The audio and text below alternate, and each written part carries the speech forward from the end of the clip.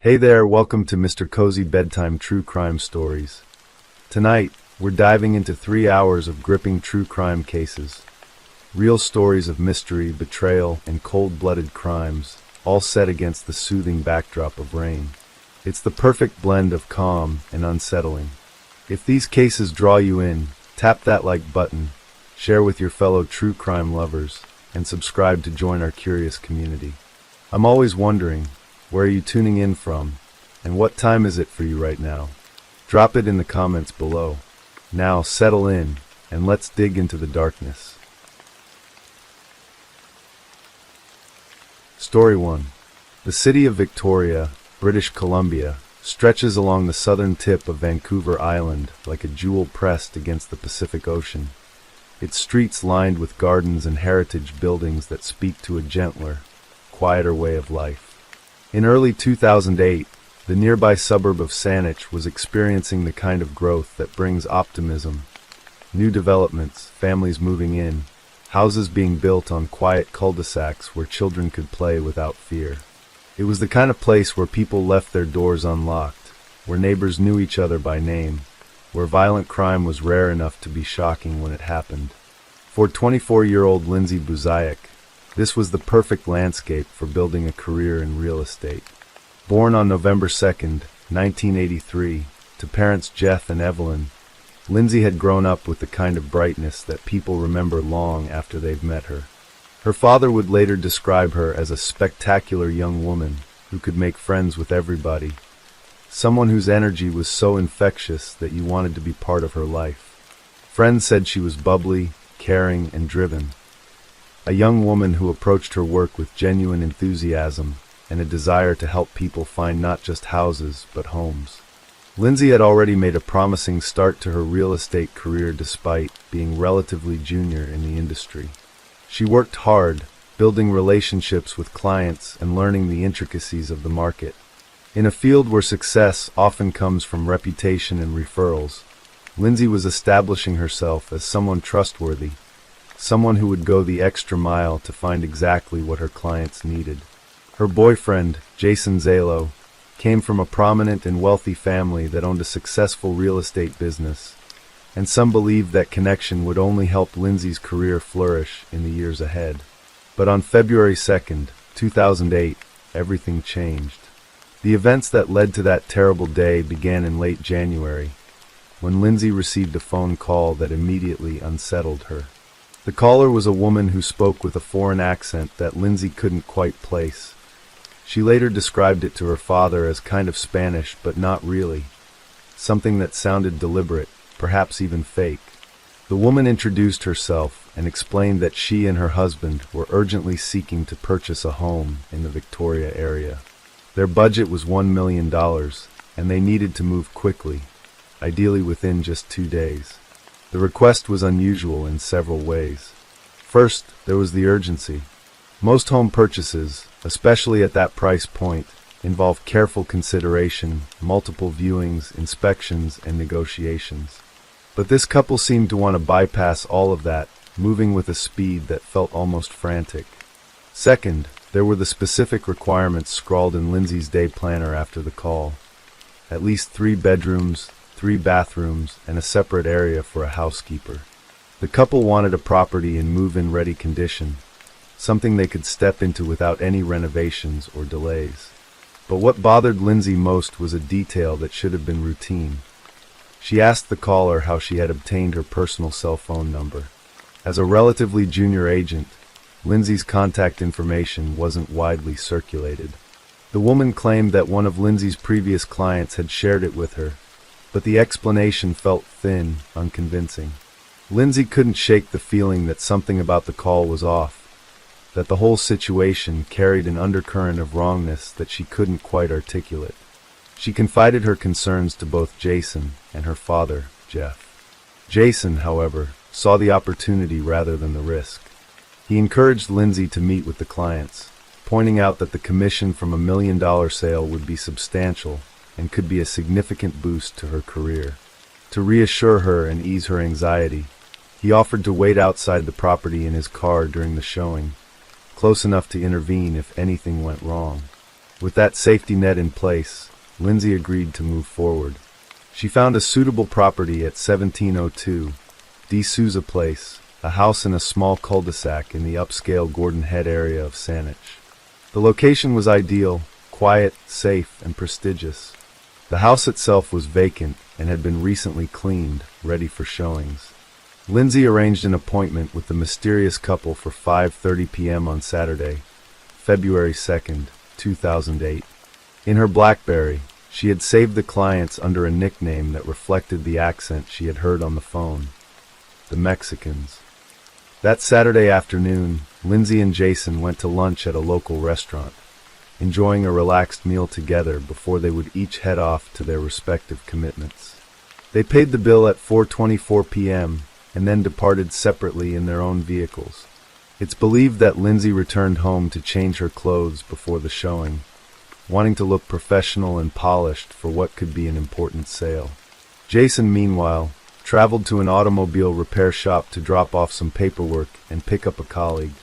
He was running late, and CCTV footage from the auto shop would later show him leaving with his friend at exactly 5:30 p.m., the same time Lindsay was scheduled to meet her clients. Throughout the afternoon, Lindsay and Jason exchanged text messages. She was aware that he would be late arriving at the property, but that didn't seem to worry her. She had done showings before, and this was supposed to be routine. De Souza Place was a small cul-de-sac containing only 4 houses. Number 1702 sat at the outer end, where the cul-de-sac intersected with Torquay Drive, a main thoroughfare. The side of the property and the fence of the back garden ran parallel to Torquay Drive, making it accessible from 2 directions. Part of the cul-de-sac was still under construction, supervised by developer Joe De Souza, a friend and business associate of Jason's mother, Shirley Zalo. De Souza had been at the location an hour before the showing, overseeing construction work, though police would later state that no one in the Zalo family or their associates was considered a suspect. At 5:30 p.m., 2 witnesses saw something that would later become crucial to the investigation. They observed a man and a woman walking up the cul-de-sac toward number 1702. The man was approximately 6 feet tall, Caucasian, with dark hair, dressed well. The woman was also Caucasian, between 35 and 45 years old, with short blonde hair, and she wore a distinctive dress, black and white with either red or pink accents, a pattern striking enough that the witnesses would remember it clearly. The witnesses watched as Lindsay greeted the couple outside the house. What struck them most was the nature of the greeting. Lindsay and the couple shook hands in a formal manner that suggested they had never met before, that this was indeed a first meeting between a real estate agent and prospective clients. Detective Sergeant Chris Horsley would later say that the witnesses were quite firm in their observation, satisfied that the people who showed up were not known to Lindsay. After the handshake, Lindsay and the couple entered the house together. Jason and his colleague arrived at the cul-de-sac around 5:40 p.m., about 10 minutes after Lindsay had gone inside with the couple. As Jason drove toward the property, he saw a figure through the glass of the front door. Not wanting to be a nosy, interfering boyfriend, he decided to park outside and wait. After sitting there for about 10 minutes, he drove to another street to give Lindsay more space, assuming she was still conducting the showing and didn't need him hovering. At 5:38 p.m., Jason texted Lindsay to tell her he was just a couple of minutes away. She never opened the message. 3 minutes later, at 5:41 p.m., Lindsay's BlackBerry made an outgoing call. Authorities would later believe this was a pocket dial, an accidental call made as Lindsay was being killed, her phone pressed against her body in the chaos and violence of those final moments. After 20 minutes had passed since Jason first arrived and saw movement inside the house, his concern began to grow. He went to the front door and tried to open it, but it was locked. Through the mottled glass on the front door, he could see Lindsay's shoes in the entrance hall, but there was no sign of movement, no sound, no response to his repeated knocking. He texted Lindsay again, "Are you okay?" When she didn't respond, his worry escalated into genuine fear. At 6:05 p.m., Jason called 911 to report that he couldn't get a hold of his girlfriend. While he was on the phone with the operator, His colleague found a gap in the fence in the back garden and entered the yard. What he saw sent a chill through him. The back patio door was wide open, swinging gently in the evening air.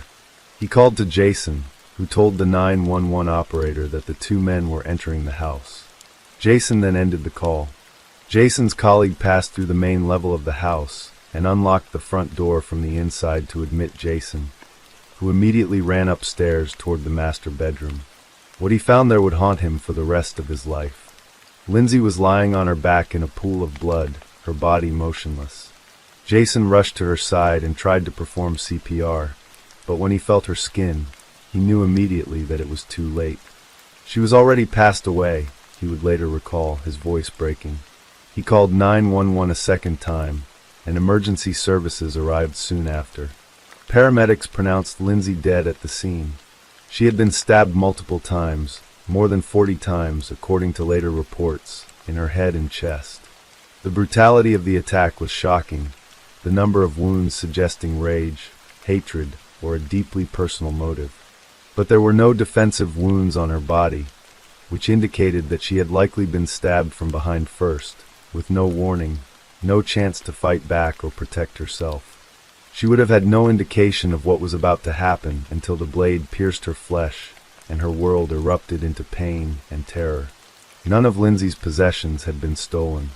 Her purse, her phone, her keys, all were left behind. She had not been sexually assaulted. This was not a robbery gone wrong, not a crime of opportunity. This was something far more calculated, far more deliberate.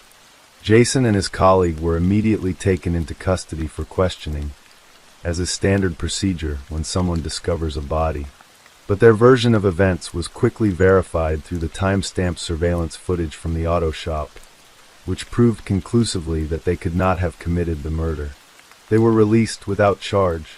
Over the years that followed, Jason would be interviewed multiple times by the Saanich Police Department, and he always cooperated fully. He also passed a polygraph test. Police publicly cleared him about a year after Lindsay's death, stating that there was nothing to connect him to the crime. The investigation into Lindsay's murder revealed just how meticulously the crime had been planned. The house had been cleaned just before the showing, which meant the crime scene yielded no DNA, no fingerprints, no physical evidence whatsoever. Investigators came to believe that the murder was well organized and executed by people who had killed before, people who understood how to avoid leaving traces of themselves behind. The police developed a theory about how the killers escaped. They believed that when Jason first arrived at the property around 5:40 p.m. and saw the figure through the glass of the front door, he was actually seeing the killers preparing to leave. When Jason parked outside, the killers retreated back into the house and fled through the back patio door instead, leaving it open as they passed through the fence and made their way to a vehicle they had parked on Torquay Drive. This theory was consistent with the witnesses' statements that the unknown couple had been walking, not driving, up the cul-de-sac, and with the fact that all vehicles parked in the cul-de-sac that day were accounted for and belonged to residents. The cell phone used by the mysterious woman to contact Lindsay became a critical piece of evidence. Investigators traced it to a burner phone that had been purchased at a Vancouver convenience store between 3 and 6 weeks before the murder. The phone had been registered under the name Paulo Rodriguez, which authorities determined was fake. It was registered to a legitimate business address in Vancouver, but police believed the business had no connection to the case, and that the address was simply chosen at random to provide a layer of misdirection. What made the phone even more significant was the pattern of its use. It had never been used until it was activated less than 48 hours before Lindsay's murder. Cell phone tower pings showed that the phone had traveled on the ferry from Vancouver to Vancouver Island a day before the murder. After Lindsay's death, the phone was deactivated and has never been used since. Authorities believe the phone was purchased and used for the sole purpose of luring Lindsay to her death, a chilling indication of premeditation and planning. Public records released in 2020 revealed that police had been aware of 2 phones used by the suspects. One with a Vancouver number used only to contact Lindsay, and another used to check the voicemail of the first phone. There had also been unusual internet activity associated with Lindsay before her murder, though the nature of that activity has not been publicly disclosed. With few physical leads, investigators turned their attention to the people in Lindsay's life, searching for someone who might have had a motive to want her dead. They looked into her ex-boyfriend, Matt McDuff, whom she had dated from 2001 to 2006.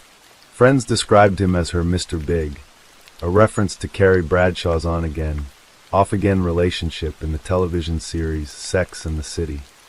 But McDuff insisted he had nothing to do with the murder, and authorities confirmed that he and Lindsay hadn't spoken in months at the time of her death.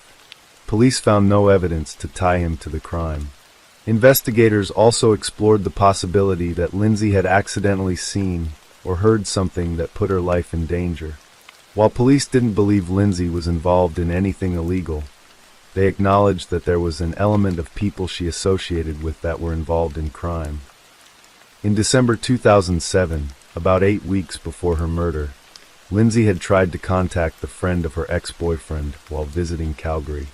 On January 22, 2008, the largest drug bust in Alberta's history took place, and that friend was arrested and accused of being a major participant in a drug trafficking operation. Some speculated that Lindsay's murder may have been ordered by a drug cartel because she was believed to be a police informant. Detectives investigated that possibility, but quickly eliminated it as a motive. Lindsay was not an informant, and the personal, brutal nature of her murder didn't fit the method of operation typically used by hired killers working for cartels.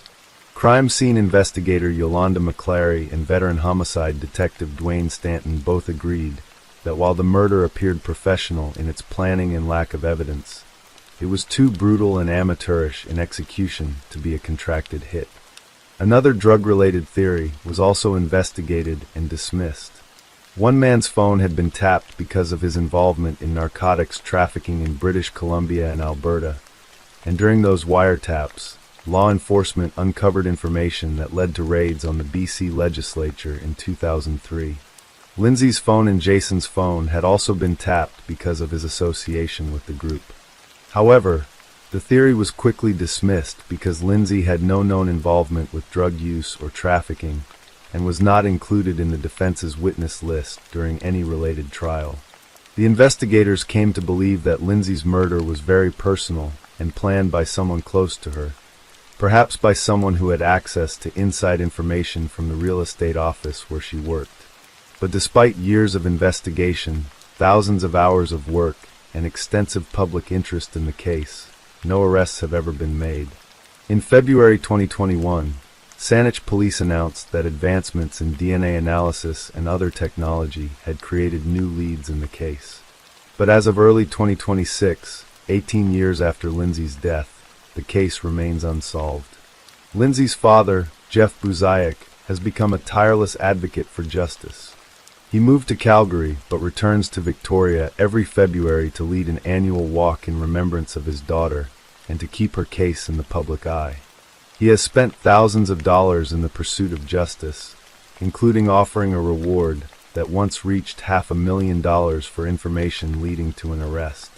He hired private investigators and research firms, refusing to let the case fade into obscurity. "I'm not going to let her down," Jeff told Dateline correspondent Josh Mankiewicz. "The only way I'm going to stop right now finding out who killed her is die myself, and I'll be dying trying, I'll guarantee you that." Lindsay's mother has also spoken publicly about the pain of living without answers. "Another year without closure, without knowing who or why," she said in a 2025 statement. The murder shocked the quiet community of Saanich, which typically averages just one homicide each year. For residents, the idea that someone could be lured to their death in broad daylight, on a quiet cul-de-sac where houses were being built and families were moving in, shattered any sense of safety. For real estate agents, Lindsay's death became a cautionary tale about the vulnerabilities inherent in their profession, meeting strangers in empty houses, often alone, trusting that the people they're helping are who they claim to be. In August 2017, someone posted a comment on the investigative website run by Jeff Buzayak that read, "I killed Lindsay and stupid cops will never prove it." Whether the comment was a cruel hoax or a genuine confession from someone involved in the murder remains unknown. The case has been featured on numerous true crime programs and podcasts, including NBC's Dateline and the Case File True Crime podcast. Each retelling brings renewed attention to the mystery, renewed hope that someone somewhere knows something that could break the case open. But for Lindsay's family and friends, the unanswered questions are a weight that never lifts. Who were the man and woman in the distinctive dress who walked up D'Souza Place that February evening? Why did they target Lindsay specifically? Was it someone she knew, someone who had carefully constructed an elaborate plan to lure her to her death? Or was she a random victim, chosen for reasons that may never make sense to anyone except her killers? Lindsay Buzayak was 24 years old when she died, a young woman with her whole life ahead of her. She was building a career, nurturing relationships, making plans for a future she would never see. Her father described her as someone who could make friends with everyone, someone whose presence made the world brighter.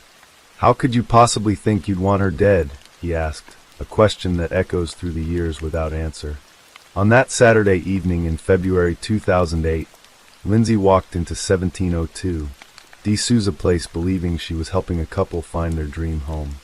She shook hands with them outside, stepped through the front door, and within minutes, her life was taken in an act of violence so brutal and so calculated that it still defies understanding.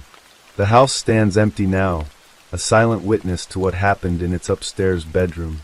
The cul-de-sac continues its quiet existence, families coming and going, children playing in yards, life moving forward as it always does.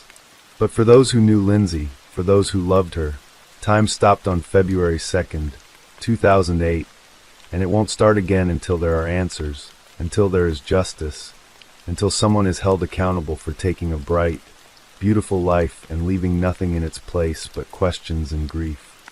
Solving this case means justice for Lindsay, everyone who loved her, and women who are victims of violence everywhere, Jeff Buzayak said. And so he walks every February, carrying his daughter's memory through the streets of Victoria, refusing to let the world forget, refusing to let her become just another unsolved case filed away in a dusty archive. Lindsay Buzayak deserves more than that. She deserves answers. She deserves justice. And until that day comes, her story remains a haunting reminder of how fragile safety can be, how quickly trust can be weaponized, and how a single phone call can change everything. Story 2.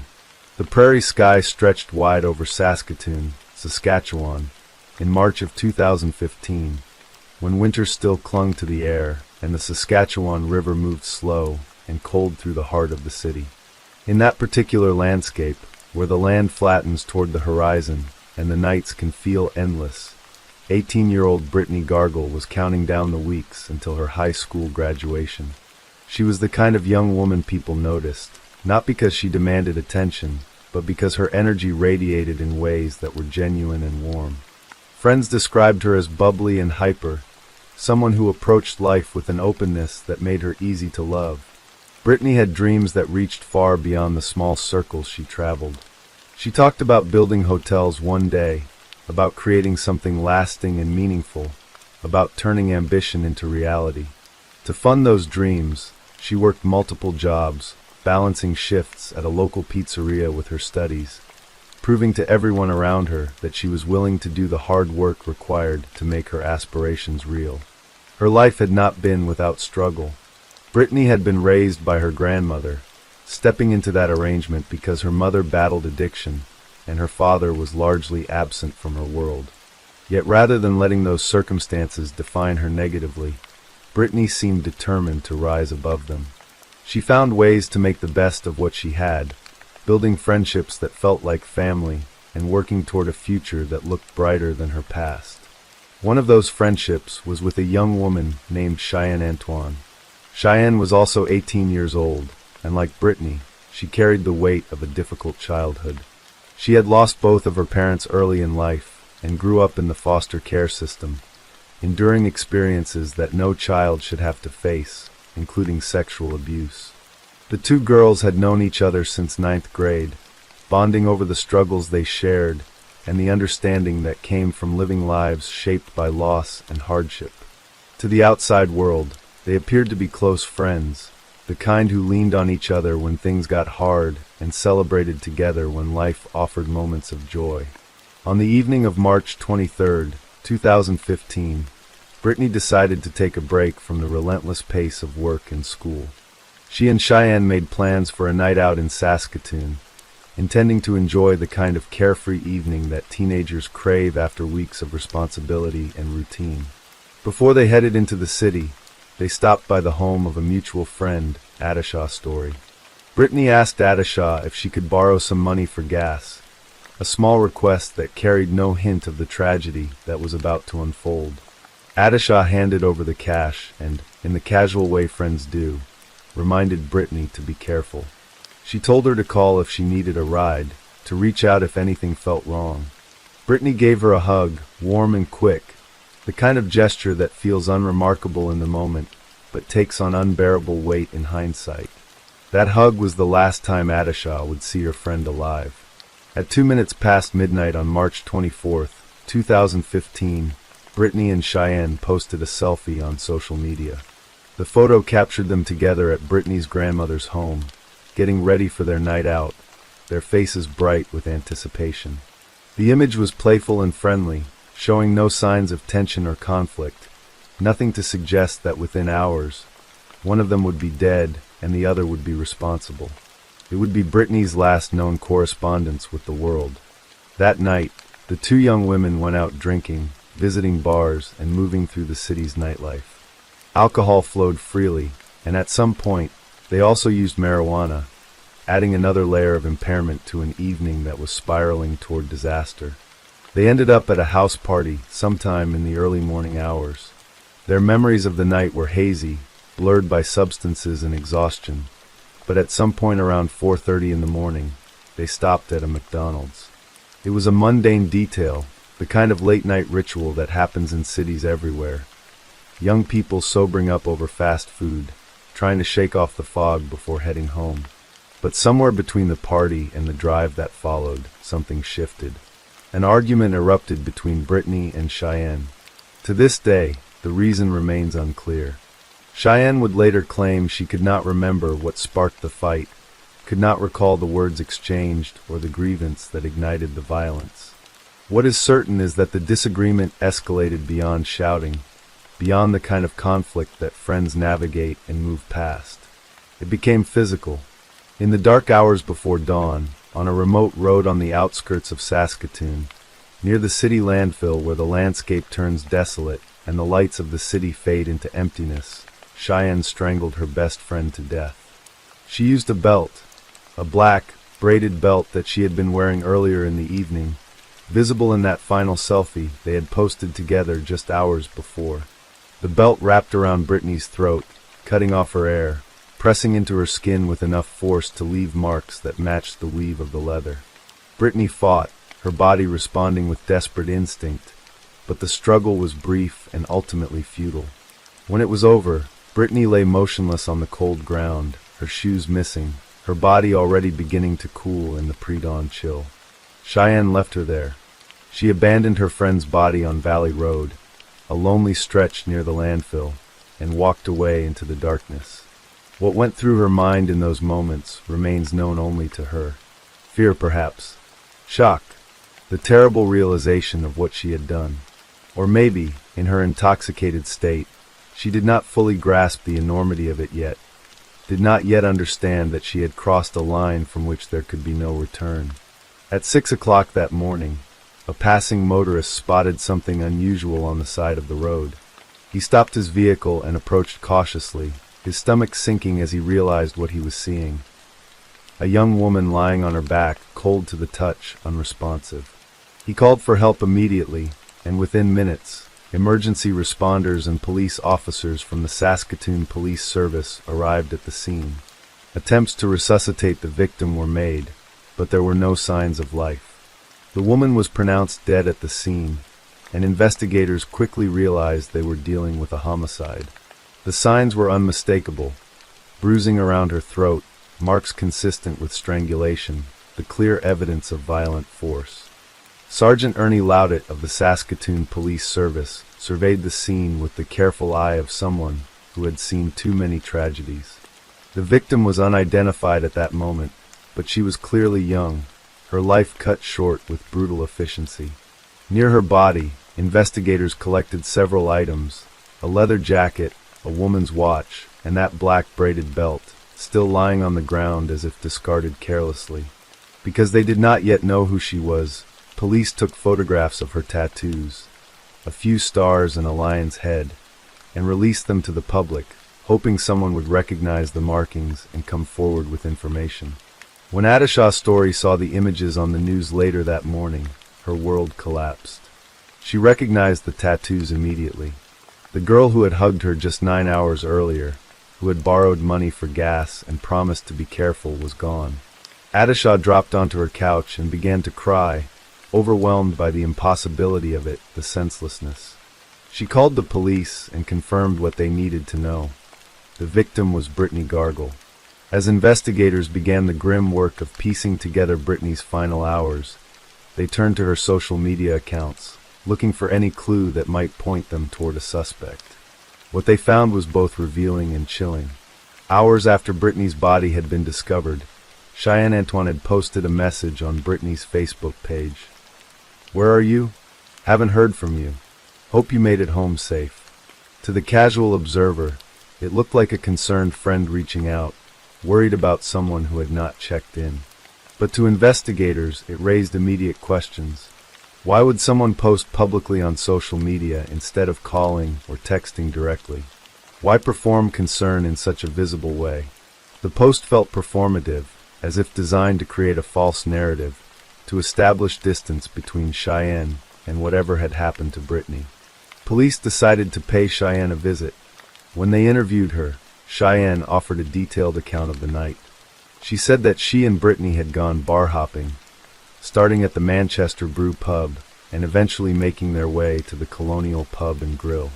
She claimed that at some point around 4 in the morning, they attended a house party, and that Brittany had started hanging out with an unknown man in his 30s. According to Cheyenne, she and Brittany eventually parted ways, and Cheyenne was dropped off at an assisted living facility where her uncle lived. To support her story, Cheyenne even got her uncle on the phone with the police, and he corroborated her account, confirming that she had visited him after 4 o'clock that morning. On the surface, the story seemed plausible, but as investigators began checking surveillance footage from the bars Cheyenne mentioned, cracks began to appear. While video confirmed that both women had been at the Manchester pub, there was no footage of them at the Colonial Pub and Grill. Senior Crown Prosecutor Robin Ritter would later describe the claim as fabricated. The visit to the Colonial simply did not happen. Furthermore, security footage from the assisted living facility showed that Cheyenne had never arrived there, despite what she and her uncle had told police. Her story was starting to fall apart.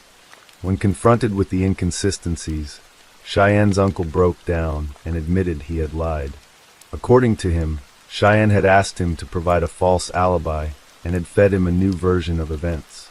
In this account, she claimed that she and Brittany had ended up at a motel with 2 black men, where they used drugs and alcohol. Cheyenne said they had fought over cocaine, and when she returned from the bathroom, she found Brittany lifeless on the bed with marks on her neck.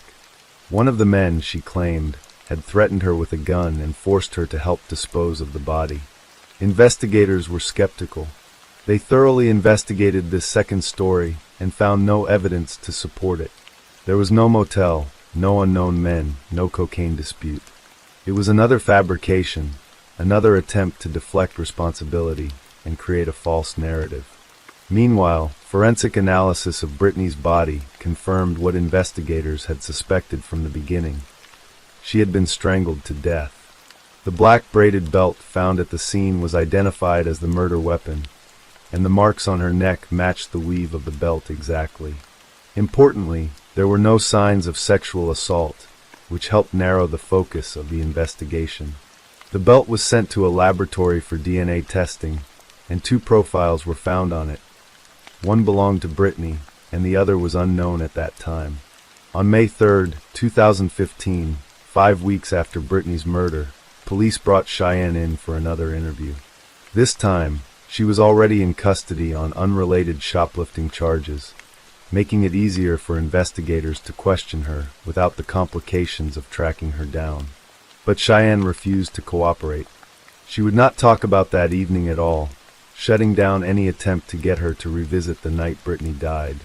By this point, it was obvious to everyone involved that Cheyenne was the prime suspect. But without conclusive evidence linking her directly to the crime, there was not enough to charge her with murder. The case began to lose momentum, and Brittany's loved ones grew frustrated and afraid that her death would become another cold case, another unsolved tragedy that faded from public attention. Then, in an unexpected turn, Brittany's family received a phone call from Cheyenne's aunt. According to the aunt, Cheyenne had returned home shortly after Brittany's time of death in a panicked state, drunk and crying. She had confessed to her aunt that she had strangled her friend. The aunt relayed this information to Brittany's family, who immediately contacted the police. When investigators followed up, the aunt repeated the same account, providing the critical breakthrough the case had been waiting for. Despite this new information, Cheyenne continued to deny involvement in Brittany's death. In fact, 6 months after the murder, on September 10, 2015, she posted another message on Brittany's Facebook page. "I miss you so much. You came and visited me in my dream last night. Miss you so much. You were way too young to go. Rest in paradise, my angel." The posts were haunting in their duplicity, a public performance of grief layered over the private knowledge of guilt. For 2 years, the case remained unresolved, the evidence compelling but not quite sufficient to secure an arrest. Then, in 2017, investigators had what senior Crown Prosecutor Robin Ritter described as an aha moment. They returned to the selfie that Brittany and Cheyenne had posted on social media just hours before Brittany's death. In the photo, Cheyenne was wearing a belt, the same black, braided belt that had been used to strangle Brittany Gargle to death. It was, as Sergeant Loudet later remarked, the kind of evidence that doesn't get much better when you're trying to prosecute someone for murder. The belt in the selfie was identical to the murder weapon found at the scene, providing a direct link between Cheyenne and the instrument of Brittany's death. New lab testing was conducted on the DNA found on the belt, and the unknown profile was confirmed to belong to Cheyenne Antoine. With this evidence in hand, police arrested her and charged her with second-degree murder. The arrest brought a mixture of emotions to Brittany's friends and family. There was relief that someone was finally being held accountable, but also shock and disbelief that the person responsible was someone Brittany had trusted, someone she had called a friend. After her arrest, Cheyenne finally opened up to investigators, offering yet another version of events. This time, she admitted that she and Brittany had gone to a house party and used drugs and alcohol. She said they were both heavily intoxicated, and that her last clear memory was from around 4:30 in the morning after they had been to McDonald's. She acknowledged that at some point she and Brittany had argued, but she claimed she could not remember what the argument was about. Cheyenne said she blacked out and could not recall the actual moments of Brittany's death, but that when she came to, she knew something terrible had happened. She accepted responsibility for the killing, but maintained that she had no memory of strangling her best friend. Prosecutors faced a challenge. They could not establish clear criminal intent or a definitive motive for the murder. Cheyenne offered no explanation for why she had killed Brittany, leaving a void where understanding might have been. Without proof of premeditated intent, the charges were reduced from second-degree murder to manslaughter. On January 15, 2018, Cheyenne Rose Antoine stood in a Saskatoon courtroom and pleaded guilty to manslaughter. It was a joint submission from both the Crown and the defense, and the judge sentenced her to 7 years in prison. For Brittany's family, the sentence felt insufficient. 7 years for a life taken, for a young woman with dreams and ambition who would never see her graduation, never build the hotels she talked about, never grow old. Brittany's stepmother, Vicky Wickenhauser, spoke to reporters after the sentencing, her voice heavy with grief and frustration. She was a wonderful person whose life was cut short, Wickenhauser said. And it's not fair. It's just not fair. The courtroom proceedings revealed the complicated nature of the investigation. The way police had used social media to develop timelines and identify contradictions in Cheyenne's stories.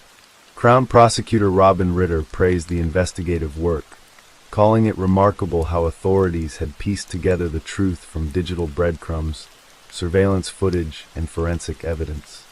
But for all the investigative skill and technological tools that solved the case, there remained an aching emptiness at the center of it all. The absence of a clear motive, the unanswered question of why. Cheyenne's lawyer, Lisa Watson, acknowledged in court that Cheyenne knew Brittany's family wanted an explanation, a reason that might make sense of the senseless, but that unfortunately, she could not provide one. Whether that inability came from genuine memory loss due to intoxication or from a refusal to confront the full truth of what she had done, no one could say with certainty. What remained undeniable was the impact of that March night on everyone it touched. Brittany's friends carried the weight of her loss, the way grief reshapes a life and colors every memory. Her family was left to navigate a world in which their daughter, granddaughter, and friend was reduced to a case file, a news story, a cautionary tale about the dangers lurking even in familiar friendships. For the community of Saskatoon, the case served as a stark reminder of how violence can erupt in the most unexpected places, between people who should have been safe with each other, who shared history and hardship, and should have been bound by loyalty and care. And for those who followed the case from a distance, it became a story about the ways modern technology, social media, surveillance cameras, DNA analysis, can illuminate the darkest corners of human behavior, turning selfies and Facebook posts into evidence that speaks louder than any testimony. Cheyenne Antoine became eligible for parole in 2024.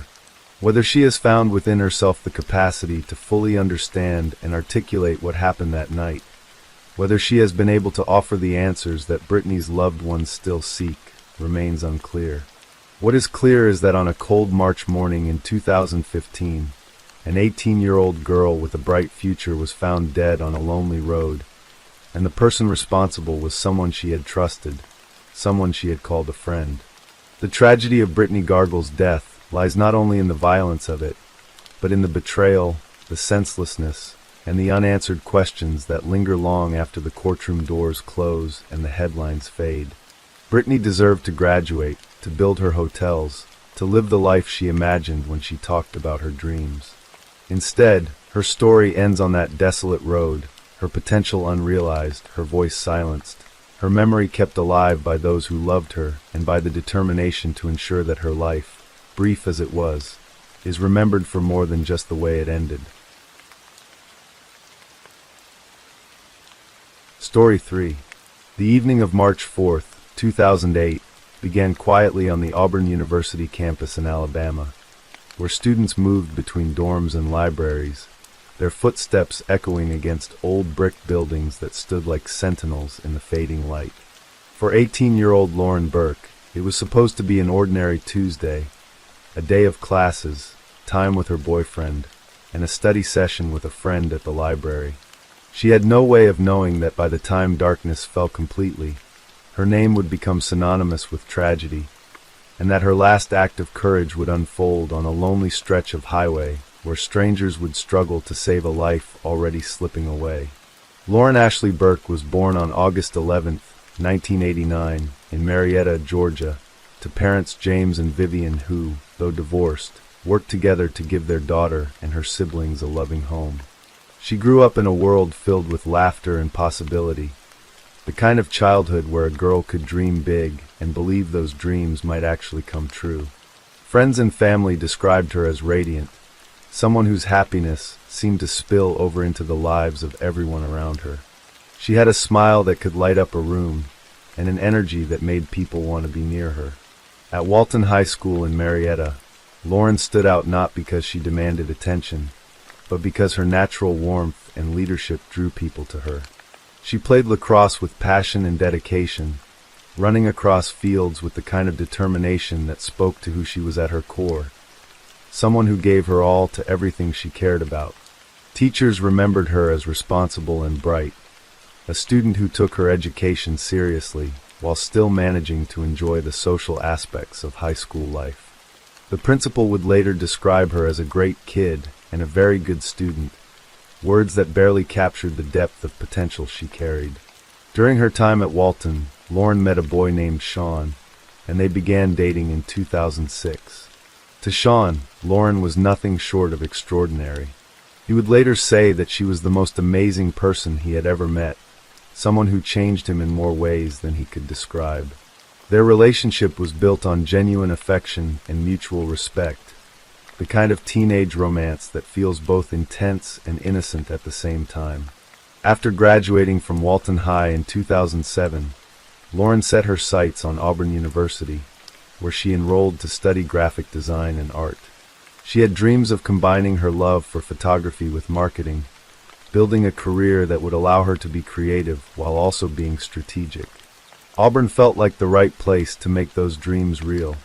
She joined the Delta Gamma sorority, where her vibrant personality and contagious smile made her beloved among her sisters. The sorority president would later remark that Lauren touched everyone in a special way, and that her presence made the entire chapter better. But beneath the surface of campus life, beneath the routines of classes and social events and study sessions, danger was circling. On that same campus, a man named Courtney Lockhart was hunting for victims.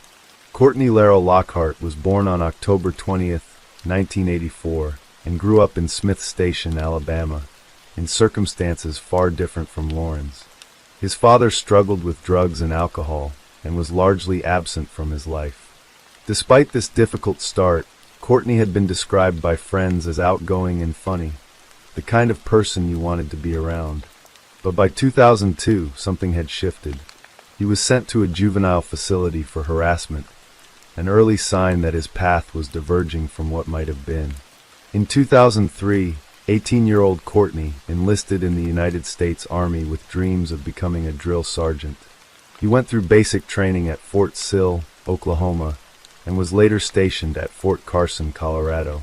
From August 2004 to July 2005, he served with the 2nd Brigade Combat Team in Iraq, where he worked as a gunner and performed escort missions while maintaining security at the base.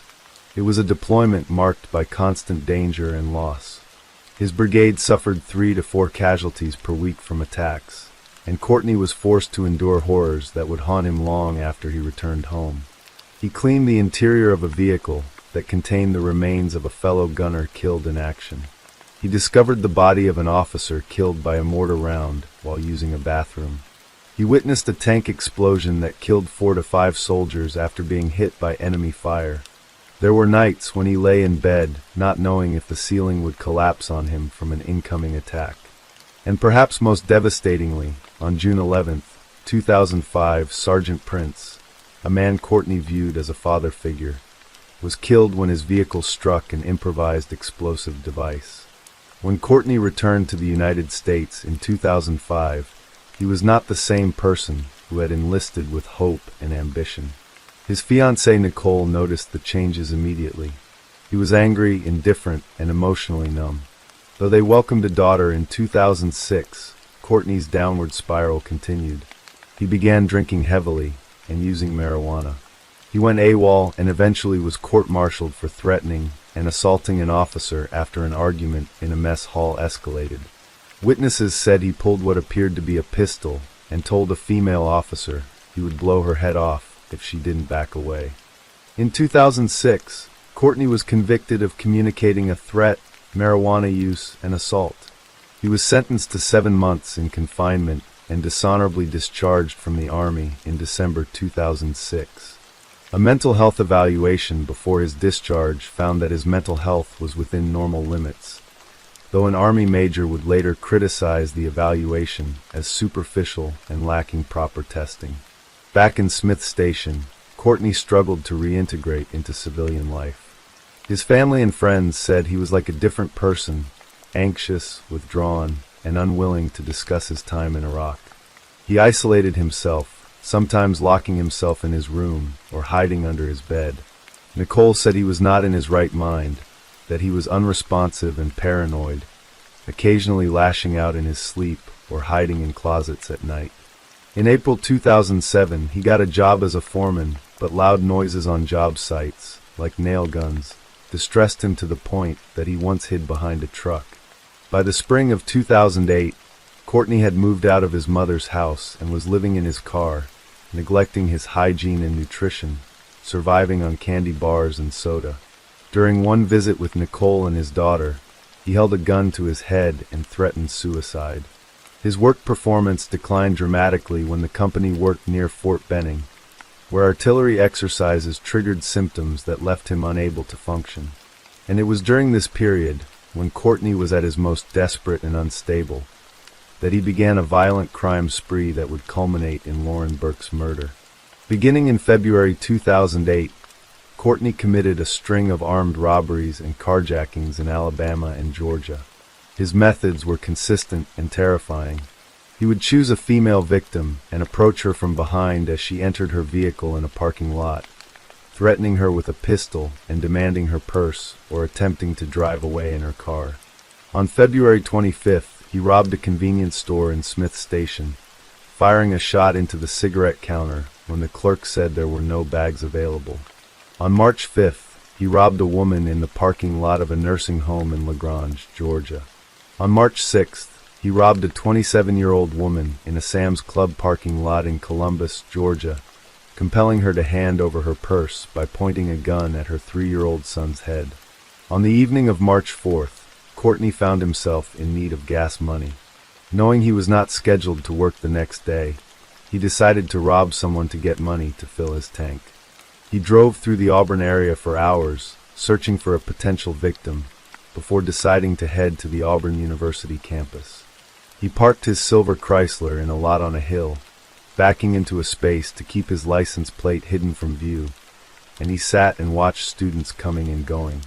At one point a police car drove by and frightened him, so he left the area. But he returned later that night, determined to carry out his plan. At around 8 o'clock that evening, Lauren left her boyfriend Sean's dorm and walked toward the Ralph B. Drawn Library, where she planned to meet her friend Michael for a study session. Her black 2001 Honda Civic was parked in a lot near the back. The air was cool, the campus relatively quiet as students prepared for the week ahead. Lauren had no reason to feel afraid. This was her campus, her home away from home, a place where she should have been safe. But as she approached her car and opened the driver's side door, Courtney Lockhart emerged from the shadows. He pointed a Rome RG revolver at her and ordered her into the car. Lauren, terrified, backed into the vehicle and scrambled into the front passenger seat. Courtney got behind the wheel, keeping the gun trained on her. According to his later confession, Lauren was hysterical at first, screaming uncontrollably. Courtney said nothing, simply sat there until she quieted down.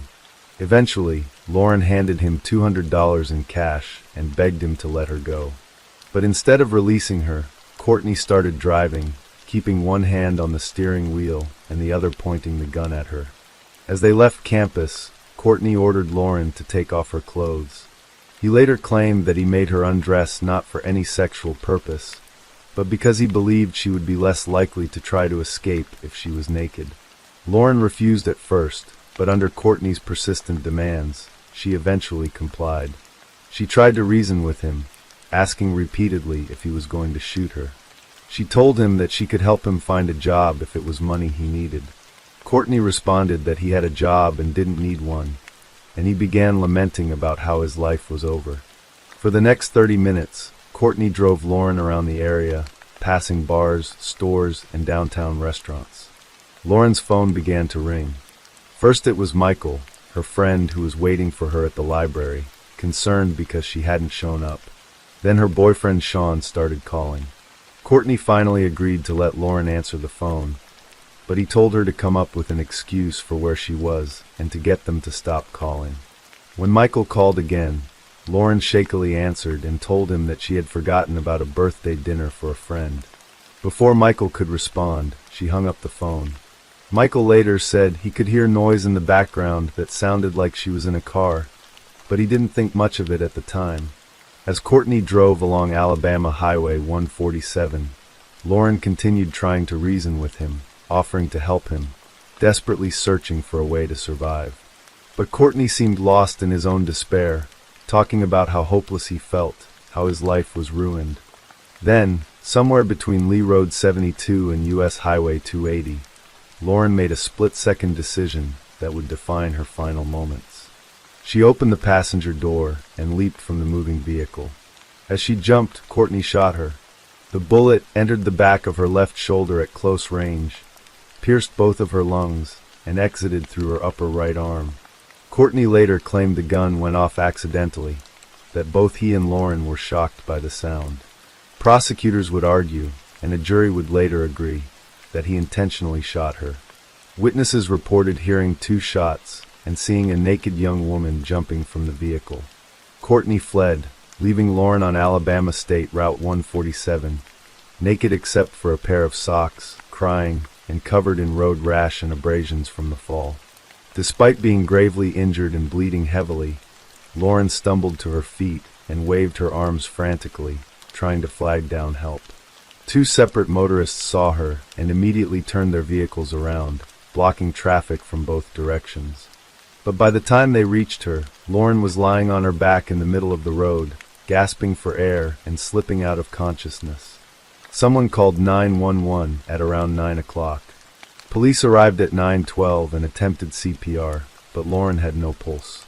Paramedics transported her to East Alabama Medical Center, where she arrived at 9:35. Shortly thereafter, she was pronounced dead. Doctors said she bled to death from the gunshot wound. While Lauren was fighting for her life on that highway, Courtney was executing a plan to cover his tracks. He stopped at a Chevron gas station on North College Street and used Lauren's stolen credit card to purchase gasoline at 9:17, just minutes after she had been found on the road. He used the gas to douse the inside of Lauren's car, then drove to the Hinton Field parking lot near the Auburn University band practice field. He attempted to set the car on fire, but was unsuccessful at first because his lighter wouldn't spark. He went to his own car and got a Burger King bag to use as a fire starter. This time the fire took hold. Before leaving, Courtney took $46 from the $200 Lauren had given him earlier, along with her iPod and credit card. He left her clothing, the rest of her cash, and her digital camera in the burning car. Satisfied that the car was engulfed in flames, Courtney fled north on Interstate 85 to Atlanta, Georgia, where he used Lauren's credit card to buy more gas. He used it again at a Kroger in LaGrange, Georgia, before throwing it out the window. At around 9:30 that night, police and firefighters responded to a call about a car on fire on Auburn's campus.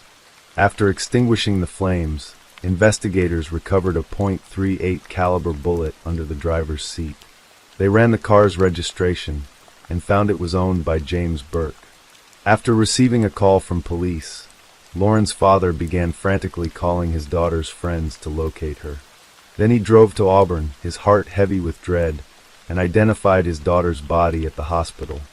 He would later say it looked like she was sleeping like an angel, and that all he could do was kiss her forehead and whisper the words, "Oh my God." For 3 days, investigators worked around the clock to identify Lauren's killer. They traced her credit card usage and obtained surveillance footage from the Chevron station, showing a man using her card. With help from NASA, they enhanced the image and intensified the search for the unidentified man. On March 7th, 3 days after Lauren's murder, police in Noonan, Georgia responded to a call about a carjacking in the parking lot of a Walmart. Witnesses saw a man with a gun attacking a 72-year-old woman named Marjorie as she was getting into her car. He struck her on the back of the head, held a gun to her head, and shoved her onto the passenger side floorboard before attempting to flee in her car.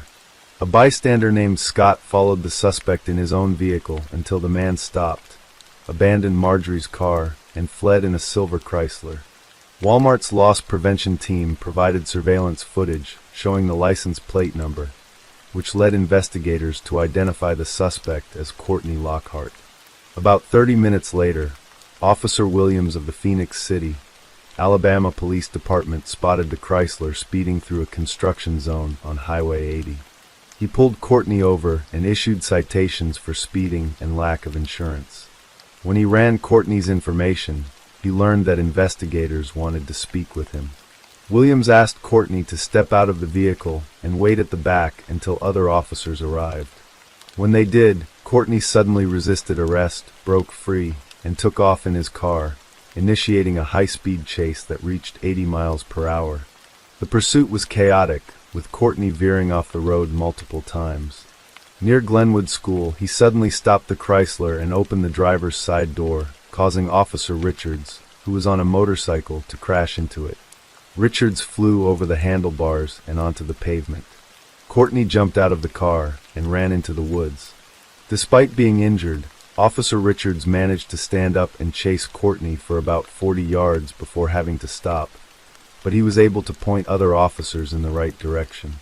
They found Courtney and apprehended him without further incident. He had a revolver and an iPod on him. As he was being led out of the woods, Courtney said, "I'm sorry. I tried to get help after coming back from Iraq." During interrogation, Courtney confessed to Lauren's murder and to the string of robberies he had committed in the days leading up to his arrest. He broke down and said he never intended to kill or sexually assault Lauren, that his goal was simply another robbery. He described in detail how he had stalked the Auburn campus, how he had confronted Lauren, forced her into the car, made her undress, and driven her around while lamenting about his life. He claimed the gun went off accidentally when Lauren jumped from the car. Forensic analysis told a different story. Ballistics testing confirmed that the bullet found in Lauren's car and the shell casings in Courtney's vehicle were fired from his revolver.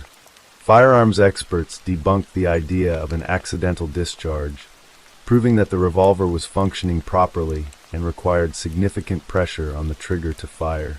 Courtney, who had been trained to handle firearms in the military and served as a gunner, would have known this. Courtney Lockhart's trial began on November 8, 2010, more than 2 years after Lauren's murder. Prosecutors argued that he had kidnapped and attempted to rape Lauren, then intentionally shot her when she tried to escape. They relied heavily on his own detailed confession, forensic evidence, and ballistics reports. They showed that Courtney had carefully planned his actions by staking out a location, concealing his license plate, and attempting to destroy evidence by setting Lauren's car on fire. The defense countered with claims of insanity, arguing that Courtney suffered from debilitating mental health issues, including PTSD from his service in Iraq, and that these conditions impaired his ability to make decisions. But forensic psychologist Dr. Glenn King testified that there was no evidence to support that Courtney had PTSD or any other mental illness.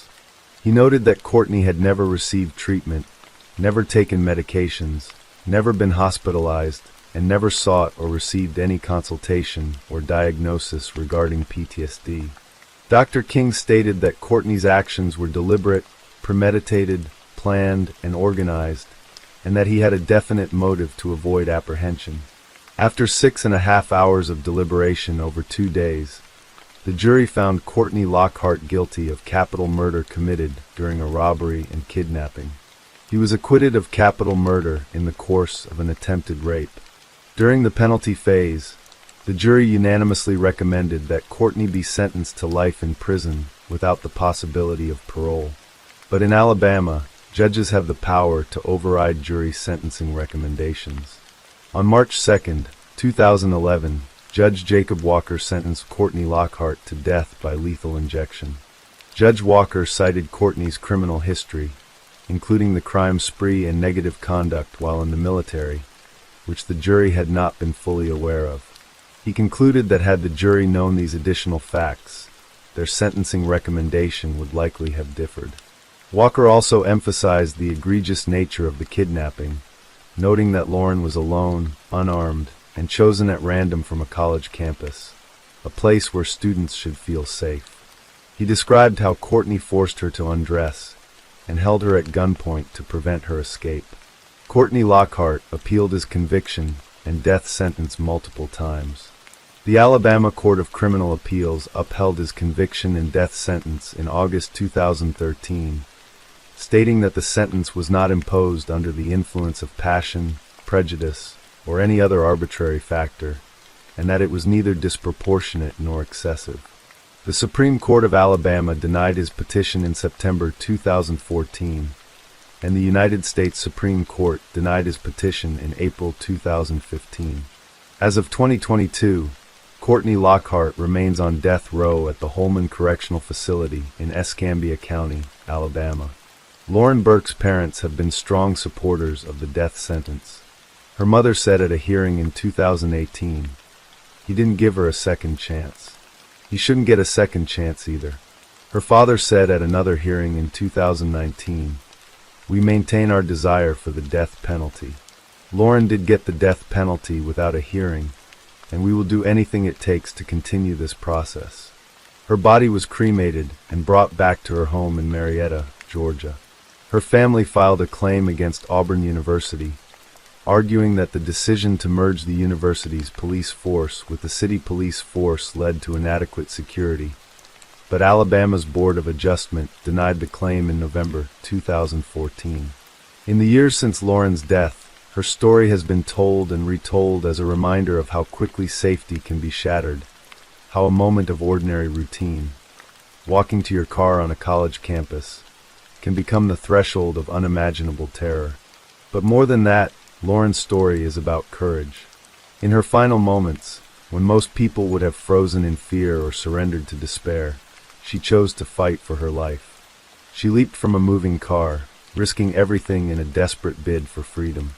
And even after being shot, even as her life bled away on that cold highway, she stood up and waved her arms, calling for help, refusing to give up until her body simply could not continue. Lauren Burke was 18 years old when she died, a freshman with dreams of photography and marketing, a young woman who loved her sorority sisters and her boyfriend, who played lacrosse with passion and smiled with a radiance that people remembered long after she was gone. She should have graduated, built a career, fallen in love, raised a family, grown old. Instead, her life was stolen by a stranger on a dark road, and all that remains is the memory of her courage, the grief of those who loved her, and the determination to ensure that her name means more than just the way she died.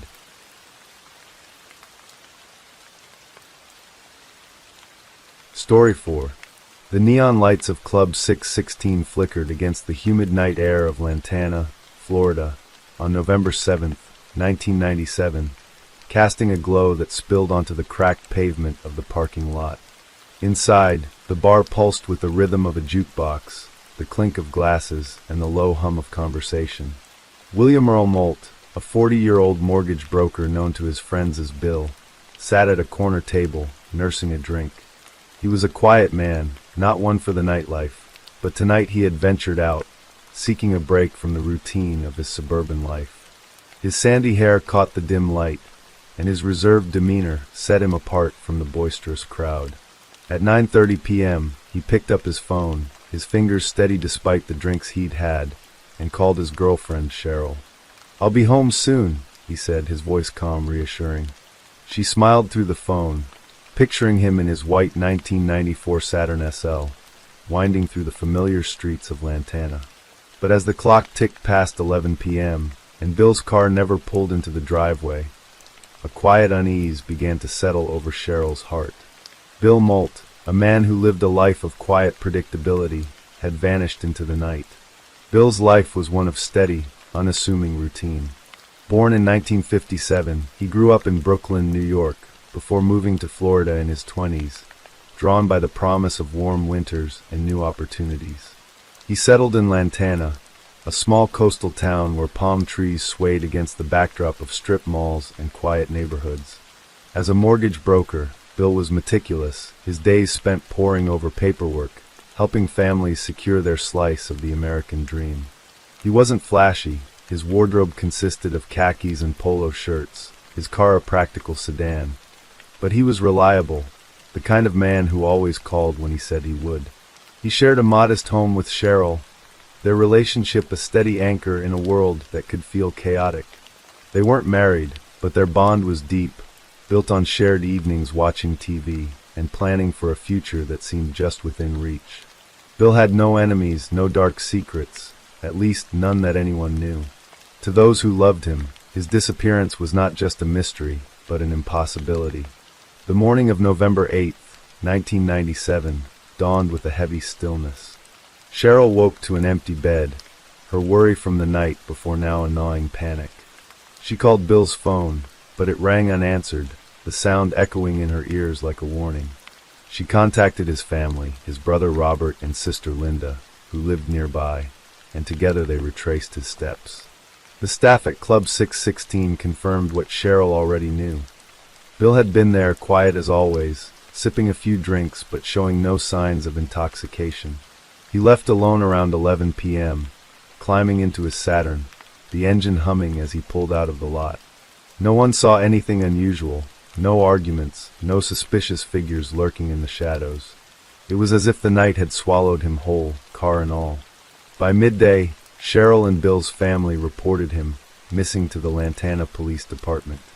Officer Maria Delgado, a young but determined detective, took the initial report, her pen moving quickly as she noted the details.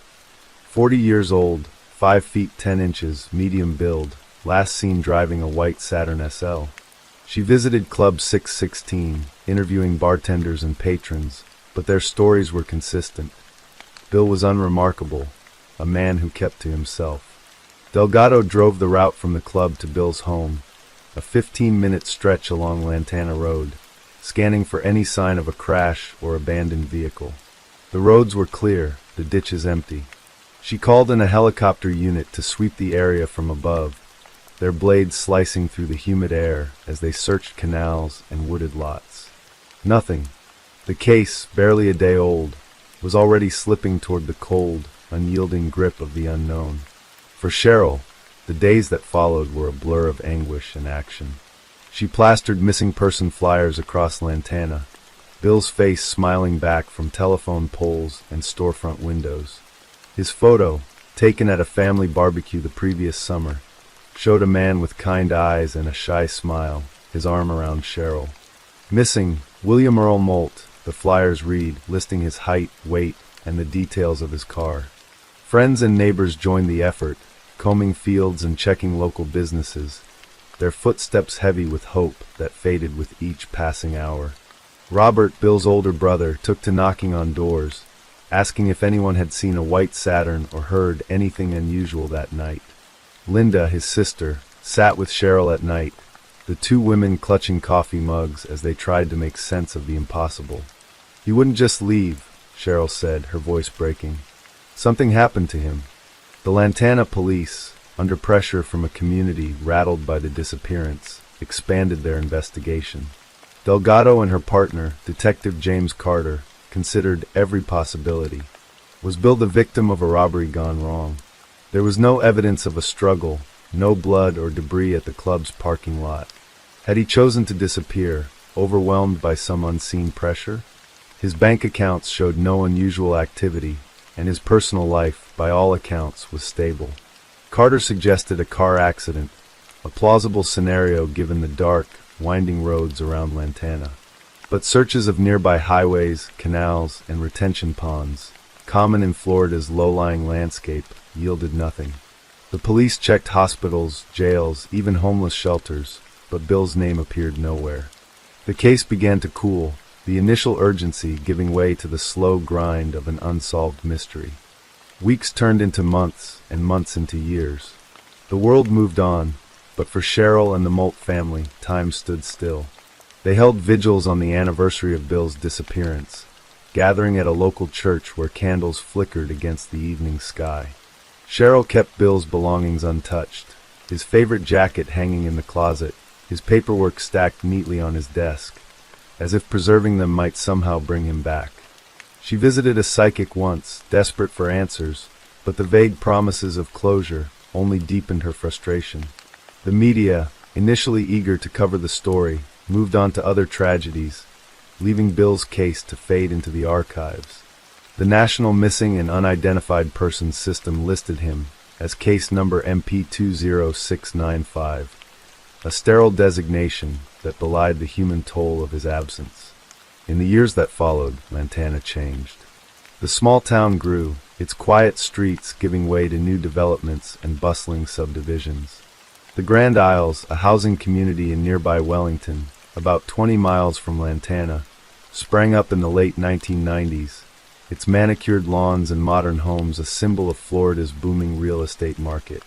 A retention pond, dug to manage stormwater, sat at the edge of the neighborhood, its murky waters reflecting the sky. No one paid it much attention. It was just another feature of the suburban landscape, a place where children tossed stones and egrets waded in the shallows. But beneath its surface, hidden from view, lay a secret that would remain buried for over 2 decades. The breakthrough came in August 2019, in a way that seemed almost too surreal to be true. Barry Fay, a 50-year-old resident of the Grand Isles, was at home one evening when he received a call from a former neighbor, a man who had moved away years earlier. The former neighbor, idly browsing Google Earth to reminisce about his old home, had zoomed in on the retention pond at Moon Bay Circle. There, in the satellite imagery, was something unmistakable. The outline of a car, its white roof barely visible beneath the water's surface. "You should check it out," he told Fay, his voice tinged with curiosity. Fay, skeptical but intrigued, borrowed a drone from a friend and flew it over the pond. The drone's camera confirmed it, a vehicle submerged and calcified, its shape eerily clear against the muddy bottom. Fay's heart sank as he dialed the Palm Beach County Sheriff's Office, unaware that he was about to unravel a mystery that had haunted a family for 22 years. On August 28, 2019, deputies arrived at Moon Bay Circle, their vehicles lining the quiet street as curious neighbors gathered. A dive team suited up, their equipment clanking as they descended into the pond's murky depths. The water was thick with sediment, visibility near zero, but the divers worked methodically, their hands probing the mud until they felt the hard edge of a car. It was a 1994 Saturn SL, its once white exterior now encrusted with algae and corrosion. As the tow truck pulled the vehicle from the water, its frame groaned, water pouring from its shattered windows. Inside, the divers found skeletal remains, the bones brittle and weathered by years underwater. The discovery sent a chill through the crowd, and for Cheryl, who was notified by phone, it was a moment of both closure and renewed grief. "I knew he didn't leave me," she whispered to Linda, tears streaming down her face. The Palm Beach County Medical Examiner's office took over, using dental records to confirm what everyone suspected. The remains were those of William Earl Molt. The car matched the description of Bill's Saturn, and the location, though 20 miles from Lantana, was plausible given the route he might have taken that night. The Grand Isles had been under construction in 1997, its roads unpaved and poorly lit, the retention pond a new feature with no barriers or signs to warn drivers. Sheriff spokesperson Terry Barbera spoke to the press, her voice measured but somber. "We believe he lost control of his vehicle and drove into the pond," she said, citing the lack of evidence for foul play. "The exact circumstances may never be known, but he's been found." The explanation was simple, almost painfully so, a tragic accident, a moment of misjudgment in the dark, and a life lost to the unforgiving waters. The discovery was both a resolution and a revelation. The car had been visible on Google Earth since at least 2007, its image captured in satellite photos that anyone could access. Yet, for 12 years, it had gone unnoticed, a silent testament to the limits of human observation. The former neighbor's chance discovery, prompted by nostalgia, had done what years of police searches could not.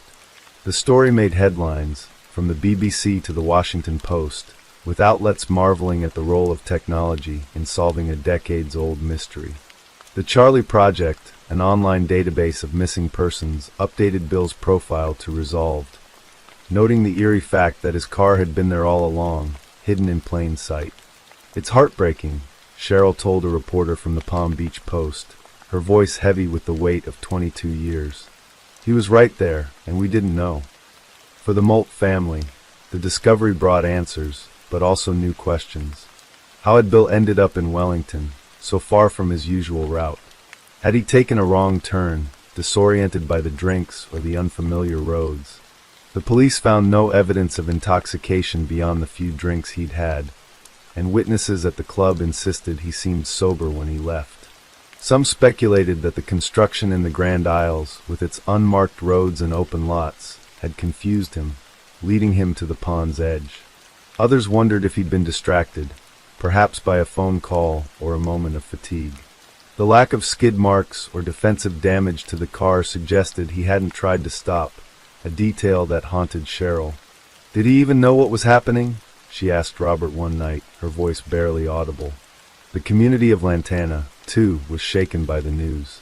Neighbors who had known Bill gathered at a local diner, sharing memories of a man who was kind but reserved, always quick with a smile.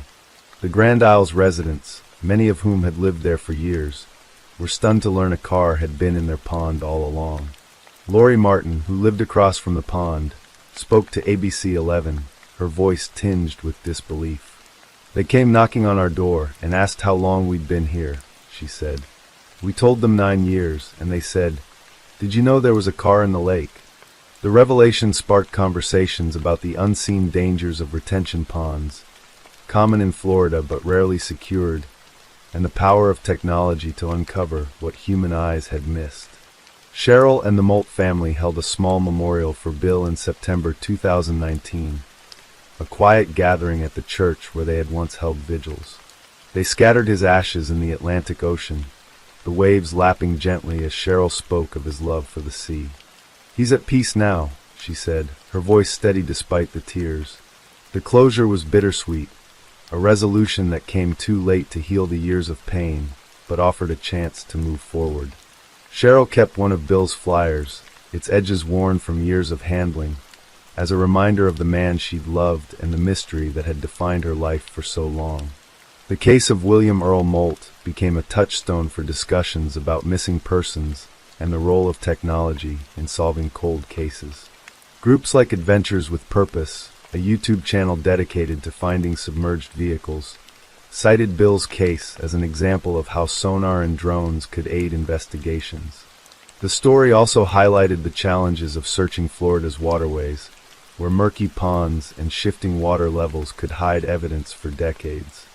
For Detective Delgado, now a seasoned investigator, the case was a reminder of the limits of her early efforts. "We looked everywhere we could," she told a colleague, her voice heavy with regret. "But sometimes the answers are just out of reach." The retention pond at Moon Bay Circle is still there, its surface calm, its secrets now revealed. The Grand Isles has grown, its homes filled with families who know little of the tragedy that unfolded before their neighborhood existed. But for those who loved Bill Molt, the pond is a place of quiet reverence, a marker of a life lost and a mystery solved. Cheryl visits sometimes, standing at the water's edge, her thoughts drifting to that November night. She imagines Bill's car slipping into the darkness, the water closing over it, and wonders what he felt in those final moments.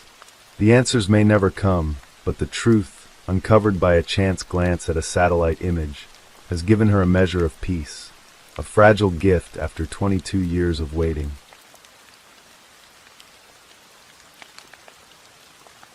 Story 5. The Stewart Highway cuts through the heart of Australia's Northern Territory, like a ribbon of asphalt stretched across an endless canvas of red earth and scrubby desert. During the day, the landscape shimmers under a relentless sun, and at night, darkness descends so completely that the stars seem to press down from above, close enough to touch. In July 2001, this remote highway became the setting for one of Australia's most haunting mysteries, a case that would captivate two nations and leave a family forever searching for answers. Peter Marco Falconio was born in 1972 in Hepworth, West Yorkshire, England, the third of 4 sons in a close-knit family. He grew up with the kind of curiosity that transforms ordinary childhoods into collections of adventures, always seeking the next horizon. When he enrolled at Brighton University in 1996 to pursue his studies, he could not have known that a chance encounter at a nightclub would change the trajectory of his life. It was there, amid the pulse of music and the swirl of conversation, that he met Joanne Rachel Lees, a young woman born in September 1973, who shared his appetite for exploration. They connected immediately, and soon they were living together, building a life that revolved around shared dreams of travel and discovery. Their friends would later describe them as inseparable, a couple whose plans always seemed to extend beyond the immediate future, reaching toward distant lands and unknown experiences. In 2000, Peter and Joanne embarked on the journey they had been planning for years, a backpacking odyssey across Asia. They traveled through Singapore, Malaysia, Thailand, Nepal, and Cambodia, immersing themselves in cultures vastly different from their own, collecting memories in dusty markets and mountain villages. Their families watched with a mixture of pride and concern, especially when the couple announced the final leg of their journey, Australia. The news of backpacker murders and the Port Arthur massacre had reached England, casting a shadow over Australia's reputation as a safe destination for travelers. Peter's parents and Joanne's family urged caution, but the couple was undeterred. In January 2001, they arrived in Australia on working holiday visas, permits that allowed them to supplement their travel funds with employment as they explored the vast continent. For the first 6 months, Peter and Joanne worked and traveled, gradually making their way around the country. They fell into the rhythm that many backpackers know well, working just enough to fund the next adventure, sleeping in hostels and camper vans, meeting fellow travelers from around the world. By late June, they had purchased an orange Volkswagen Combi van, a classic choice for budget travelers, and planned an ambitious road trip that would take them from Sydney through Canberra, Melbourne, Adelaide, and up to Darwin, before looping back through Brisbane. On July 14, 2001, Peter and Joanne found themselves on the Stuart Highway, heading north toward the Devil's Marbles Conservation Reserve, a striking landscape of massive granite boulders scattered across the red earth. They had set out late, ignoring the advice of locals who warned against traveling the remote highway after dark. The highway stretched for hundreds of kilometers with almost nothing in between. No towns, no services, just the occasional roadhouse clinging to existence in the vast emptiness. The town of Barrow Creek, situated about 280 kilometers north of Alice Springs, was little more than a fuel stop and a pub, the only sign of civilization for miles in either direction. As evening descended and darkness swallowed the landscape, Peter was at the wheel of the Combi, with Joanne beside him. The headlights carved a tunnel through the blackness, revealing nothing but the white lines of the highway and the occasional kangaroo frozen at the roadside. Around 7:30 in the evening, Joanne noticed headlights in the rearview mirror. A vehicle had been following them for some time, maintaining a steady distance behind their van. Then, without warning, the driver began flashing his lights and gesturing for them to pull over. The man behind the wheel appeared to be signaling that something was wrong with their vehicle. Engine trouble, perhaps. Peter slowed the Combi and pulled to the side of the highway. The other vehicle, a four-wheel-drive truck, pulled up behind them. A man stepped out and approached the driver's window. He was unremarkable in appearance, his manner initially seeming helpful as he explained that he had noticed sparks or smoke coming from their exhaust. Peter, concerned about the van's condition, agreed to check the engine. What happened next would be recounted later only through Joanne's testimony, as she became the sole witness to the events that followed. As Peter walked toward the rear of the van with the stranger, Joanne moved into the driver's seat, ready to rev the engine if needed to help diagnose the problem. She sat there in the gathering darkness, hands on the steering wheel, waiting for Peter's signal. Instead of an engine's roar, the night was shattered by a sound that Joanne would never forget, a loud bang that echoed across the empty desert. Before she could process what she had heard, the stranger appeared at her window, no longer the helpful motorist but a figure of menace, brandishing a silver handgun. Terror crystallized into action as Joanne realized the danger she faced. The man climbed into the van, and Joanne, understanding that resistance might mean death, allowed him to secure her hands behind her back with black cable ties. But when he attempted to bind her feet and tape her mouth, something inside her refused to surrender completely. She fought against the restraints, her body twisting and struggling even as fear threatened to overwhelm her. The man dragged her toward his vehicle, and in that moment, Joanne caught sight of a dog in the truck, a detail that would later become part of the investigation. But more pressing than any detail was the growing certainty of what would happen if she remained in his control. The gunman seemed distracted, apparently occupied with moving something, or someone, and Joanne seized the moment. With her hands still bound behind her, she fled into the darkness of the Australian outback. The terrain was hostile, filled with Spinifex grass that scratched at her skin and unseen obstacles that threatened to trip her with every step. Behind her, she could hear the man searching, his footsteps crunching on the red earth, his torch beam sweeping through the night.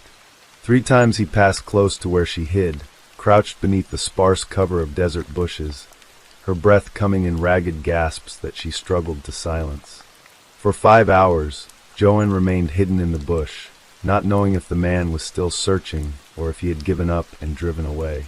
The desert night was cold, a stark contrast to the scorching days, and she shivered in the darkness, every sound magnified by fear and isolation.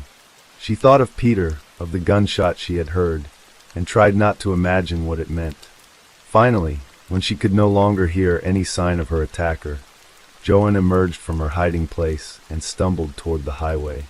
At 12:35 in the morning, nearly 5 hours after the attack began, she saw headlights approaching and threw herself into the road, waving her arms frantically. The vehicle was a road train, one of the massive trucks that hauled goods across the vast distances of the Australian interior.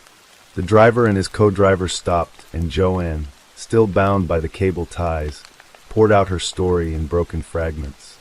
The truck drivers freed her hands and drove her back to Barrow Creek, where they contacted the authorities. Within hours, police arrived at the scene, and the machinery of one of Australia's most intensive investigations began to turn. When police examined the site where Peter and Joanne had been stopped, they found blood on the road surface near where the van had been parked. The discovery confirmed Joanne's account of hearing a gunshot and suggested that Peter had been seriously injured or killed.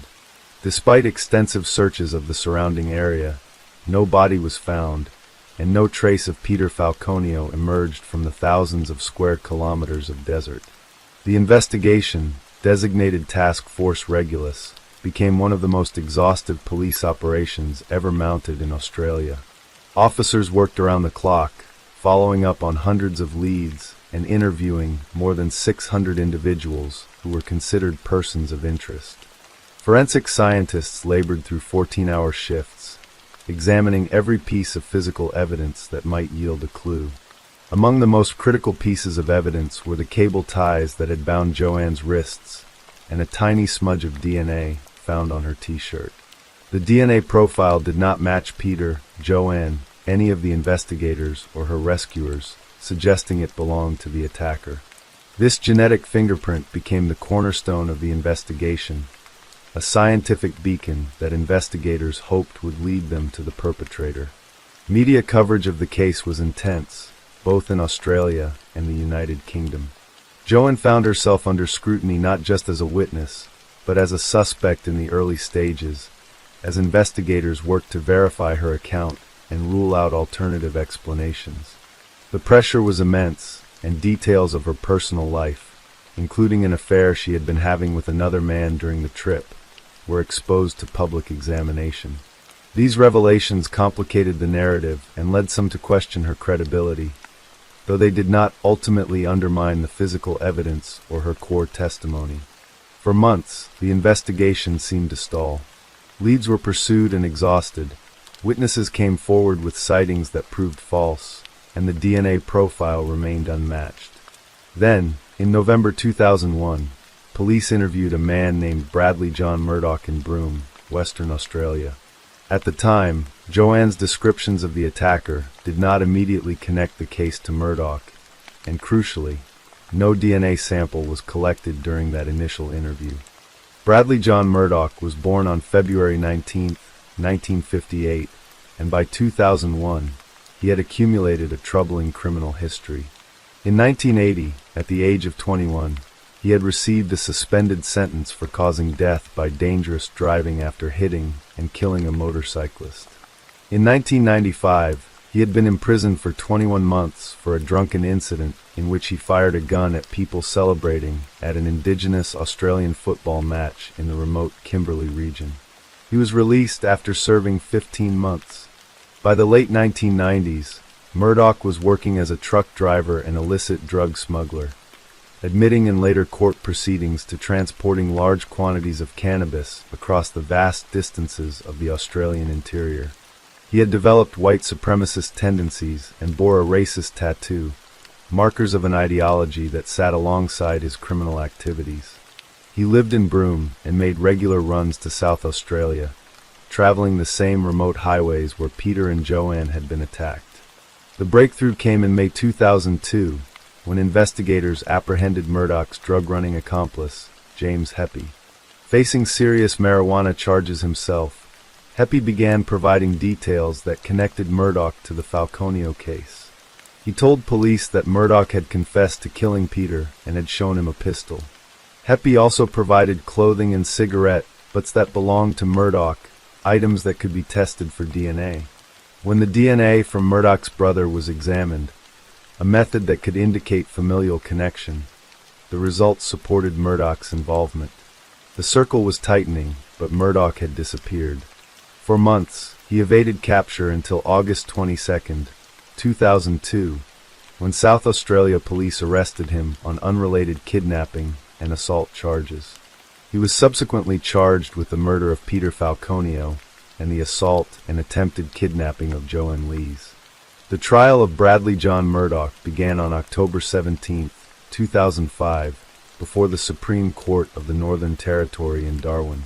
To accommodate the massive media attention and the logistical demands of the proceedings, the Darwin courthouse underwent renovations costing $900,000 Australian dollars. The Chief Justice of the Northern Territory, Brian Ross Martin, presided over the case. Murdoch pleaded not guilty to all charges. The prosecution, led by Rex Wild, presented a case built on DNA evidence, witness testimony, and circumstantial details that collectively painted a damning picture. Central to the case was Joanne Lees, who took the stand and identified Murdoch as her attacker, first from police photographs shown to her in November 2002 and then face-to-face during the trial. Joanne recounted the terror of that night, how the man had tied her wrists with cable ties, put a sack over her head, and forced her into his vehicle. She described her escape into the darkness and the hours she spent hiding while Murdoch searched for her with a torch. An Aboriginal tracker named Teddy Egan, who had been involved in the search for Peter, testified that the evidence in the bush confirmed Joanne's account of hiding there. The DNA evidence was compelling, but not without complications. Forensic scientist Carmen Eckhoff testified about the testing of the cable ties and the T-shirt, acknowledging that contamination issues had arisen during the investigation. The director of Forensic Services DNA had been found on one of the cable tie samples, raising questions about evidence handling. Additionally, there were gaps in the chain of custody for some evidence items. Despite these concerns, the DNA profile found on Joanne's shirt remained a powerful link to Murdoch. Perhaps one of the most intriguing pieces of evidence was a hair elastic found tied around Murdoch's gun holster. Lead investigator Colleen Gwynn later remarked that she believed it was kept as a trophy, though the true significance would never be confirmed. The defense challenged various aspects of the prosecution's case, pointing to eyewitness accounts that claimed to have seen Peter Falconio at a petrol station 1 week after his disappearance. Prosecutor Rex Wild dismissed these sightings, noting that each account gave conflicting information, particularly about hair color, and that police had followed up on all such reports without finding any credible evidence. The question of Peter's body loomed over the entire trial. Despite one of the most exhaustive searches ever conducted in Australia, no trace of him had been found. The prosecution suggested that Murdoch had likely disposed of the body somewhere in the vast, remote stretch between Alice Springs and Broome, a distance of nearly 1,600 kilometers of harsh, unforgiving landscape. After weeks of testimony and deliberation, the jury reached their verdict on December 13, 2005. They found Bradley John Murdoch guilty of murdering Peter Falconio and guilty of assault and attempted kidnapping of Joan Lees. The verdict was unanimous. Murdoch was sentenced to life imprisonment with a non-parole period of 28 years. Only after sentencing was it revealed that Murdoch had previously been acquitted of aggravated sexual assault charges involving a mother and daughter in South Australia. The revelation added another layer of darkness to an already disturbing profile. Murdoch immediately began the appeals process, challenging his conviction through multiple legal avenues. He appealed to the Northern Territory Court of Criminal Appeal and later applied for special leave to appeal to the High Court of Australia. On June 21, 2007, the High Court refused to grant special leave, effectively exhausting all of Murdoch's legal options under the Australian judicial system. He launched another appeal in 2013, but it too was unsuccessful. Throughout all of this, Murdoch maintained his innocence and refused to reveal the location of Peter Falconio's body. This silence became a source of ongoing anguish for Peter's family, who were denied even the closure of being able to lay their loved one to rest. In 2016, the Northern Territory enacted legislation known as the No Body, No Parole Law. The law stipulated that Murdoch would not be eligible for parole when his non-parole period ended in 2032 unless he disclosed the location of Peter's remains. The legislation was designed to provide families with leverage in cases where convicted murderers refused to reveal what they had done with their victims' bodies. For Joan Lees, the years following the trial brought a mixture of vindication and continued scrutiny. She wrote a book about her experiences and saw her story adapted into a television film. In 2017, she returned to the scene of the attack, a journey that must have required immense courage. The trauma of that night in July 2001 had irrevocably altered the course of her life, leaving scars both visible and hidden. The case had a profound impact on the community of Central Australia as well. The murder of a foreign tourist on one of the country's major highways reinforced fears about safety in the remote outback and affected tourism in the region. The Stuart Highway, already known for its isolation and harsh conditions, gained a darker reputation. On July 15, 2025, Bradley John Murdoch died from throat cancer while incarcerated at Darwin Correctional Center. He was 67 years old. His death brought an end to his life sentence, but also meant that the location of Peter Falconio's body would likely never be known. The secret died with him, leaving the Falconio family without the answers they had sought for nearly a quarter of a century. To this day, Peter Falconio's body has never been recovered. The red earth of the Australian outback has kept it secret, and the vast distances and harsh terrain make it unlikely that remains will ever be found without specific knowledge of where to search. Peter's family has had to live with the painful reality that their son, brother, and loved one disappeared into the desert and never returned. The case remains one of Australia's most famous and troubling criminal investigations, a story that captured international attention and refused to fade from public consciousness. It speaks to fundamental fears about travel, trust, and the vulnerability that comes with venturing into remote places. Peter and Joanne were young people living their dream of adventure, and in one terrible moment on a dark highway, that dream was shattered. The orange Volkswagen Combi that carried them north toward the Devil's Marbles became a symbol of the case, a reminder of the ordinary circumstances that preceded an extraordinary horror. The cable ties, the DNA evidence, the hours Joanne spent hiding in the bush. All of these details coalesced into a narrative that was at once specific and universal, a story about survival and loss that resonated far beyond the borders of Australia. For those who knew Peter Falconio, he was more than a victim or a headline. He was a son who loved adventure, a partner who dreamed of exploring the world, a young man whose life was full of promise and possibility. His disappearance left a void that could never be filled, a collection of unanswered questions and unfinished stories. Joan Lees, too, became a symbol of survival, of resilience, of the strength required to escape terror and then live with its aftermath. Her testimony was crucial in bringing Murdoch to justice, and her willingness to face her attacker in court demonstrated a courage that many could only imagine. The scrutiny she endured, both during the investigation and in the years that followed, added another dimension of suffering to an already traumatic experience. The Stewart Highway continues to stretch across the Northern Territory, carrying travelers between Alice Springs and Darwin through some of the most remote and beautiful landscape on Earth. Road trains still rumble along its length, and tourists still venture into the outback seeking adventure and solitude. But for those who remember the case of Peter Falconio, the highway will forever be marked by what happened there on a July night in 2001. The desert keeps its secrets well, and somewhere in that vast expanse of red earth and spinifex grass, Peter Falconio remains. His story is a reminder that evil can emerge from the most unexpected places, that danger can wear the mask of helpfulness, and that some wounds never fully heal. The case stands as a testament to the dedication of investigators who pursued justice across years and vast distances, to the courage of a survivor who refused to let terror silence her, and to a family who continues to grieve for a son who never came home.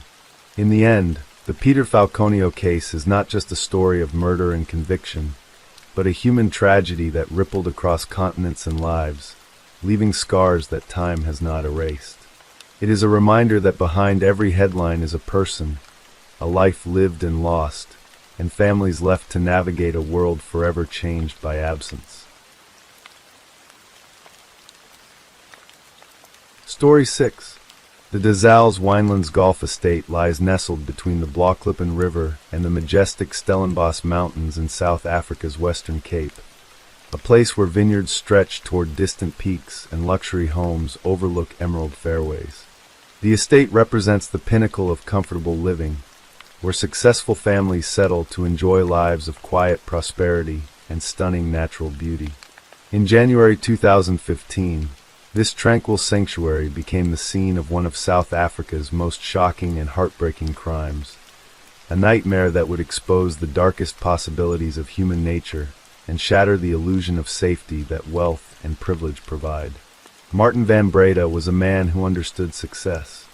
Born in South Africa, he had built an impressive business empire spanning property development and education, with directorships in at least 25 companies and ownership of a string of private schools. He was 54 years old in 2015, a devoted husband to his wife Teresa, who was 55, and a proud father to 3 children who represented the future he had worked so hard to secure.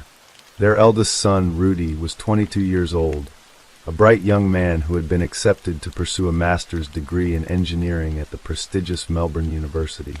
He embodied the promise of the next generation, intelligent and ambitious, with his whole life stretching before him. The youngest son, Henri, was 20 years old in January 2015, a young man still finding his way in the world. Their daughter, Marley, was 16, navigating the complex terrain of adolescence with the support of her close-knit family. The family's journey had taken them far from South Africa. In late 2005, they had relocated to Australia, settling first in Perth, Western Australia, where Martin quickly established a successful property development business. The family integrated into the tight-knit expatriate community, building friendships within the Protea social circle that connected South Africans living abroad.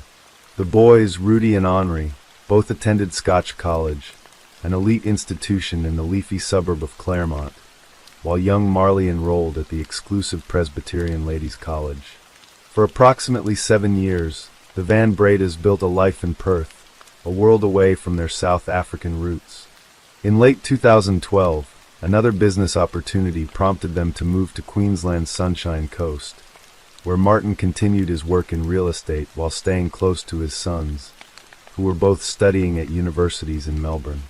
But by January 2014, the pull of home proved too strong, and the family made the decision to return to South Africa. They chose Stellenbosch, a historic university town renowned for its Cape Dutch architecture, world-class wine estates, and breathtaking mountain scenery.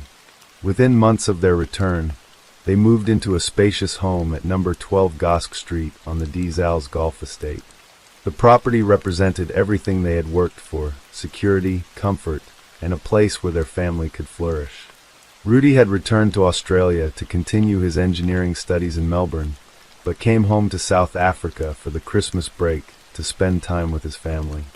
He was still there in late January 2015, enjoying the South African summer before returning to his academic pursuits.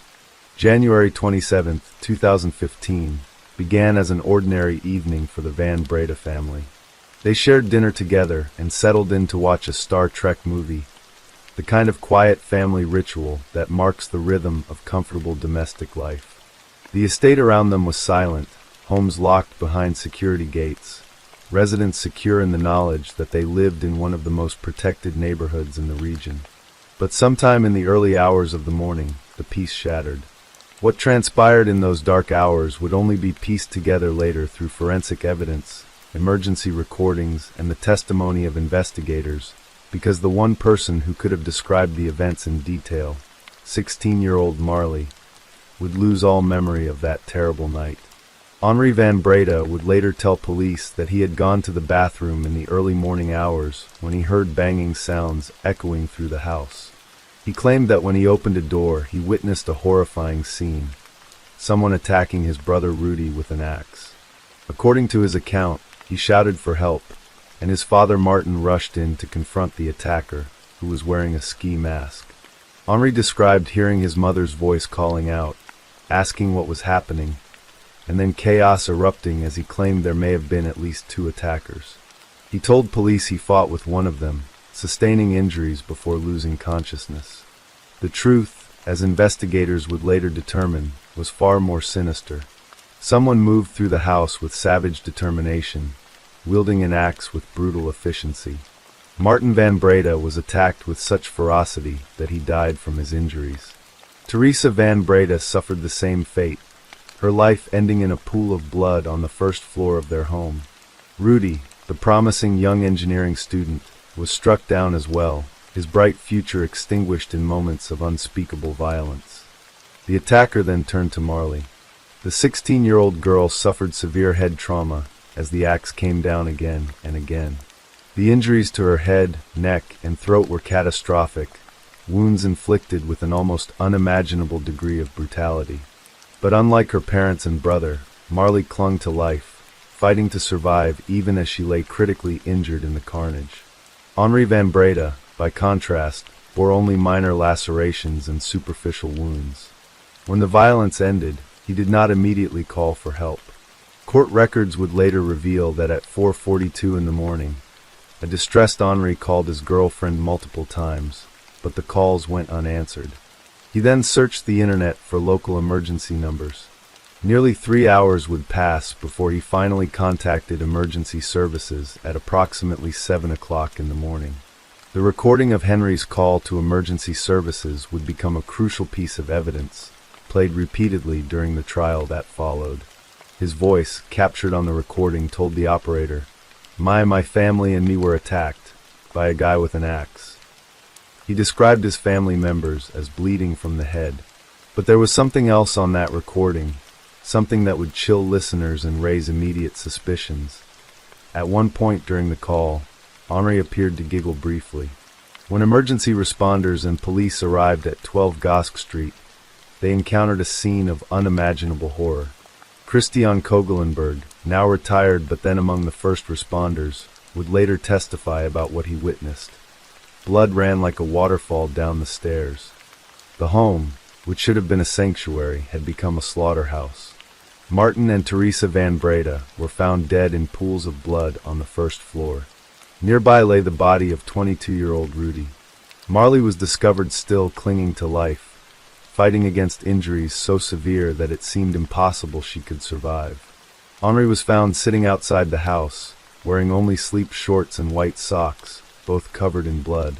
Police Sergeant Adrian Kleinhans, one of the first officers on the scene, would later testify that he smelled alcohol on Henry's breath. Emergency medical personnel rushed Marley to the hospital, where she underwent extensive surgery over the course of several months. The medical team managed to save her life through heroic efforts, but the injuries to her brain resulted in retrograde amnesia.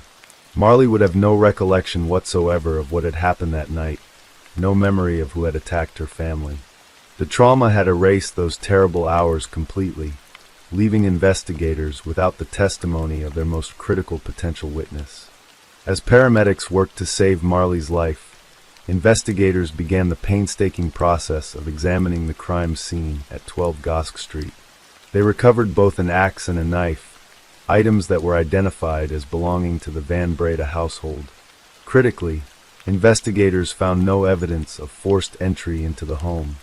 For a crime allegedly committed by one or more masked intruders, this absence of forced entry raised immediate questions. The blood evidence told a damning story. DNA testing revealed that the blood on Henry's shorts and socks matched his parents and brother. Police Captain Marius Joubert, a bloodstain pattern analyst, conducted a meticulous examination of the patterns found throughout the house. His analysis concluded that the blood spatter was inconsistent with Henry's statement about hiding in the bathroom while his brother was attacked. Instead, the patterns indicated that Henry had been in close proximity to the source of blood when force was applied. In other words, the blood evidence placed him right next to the victims during the attacks.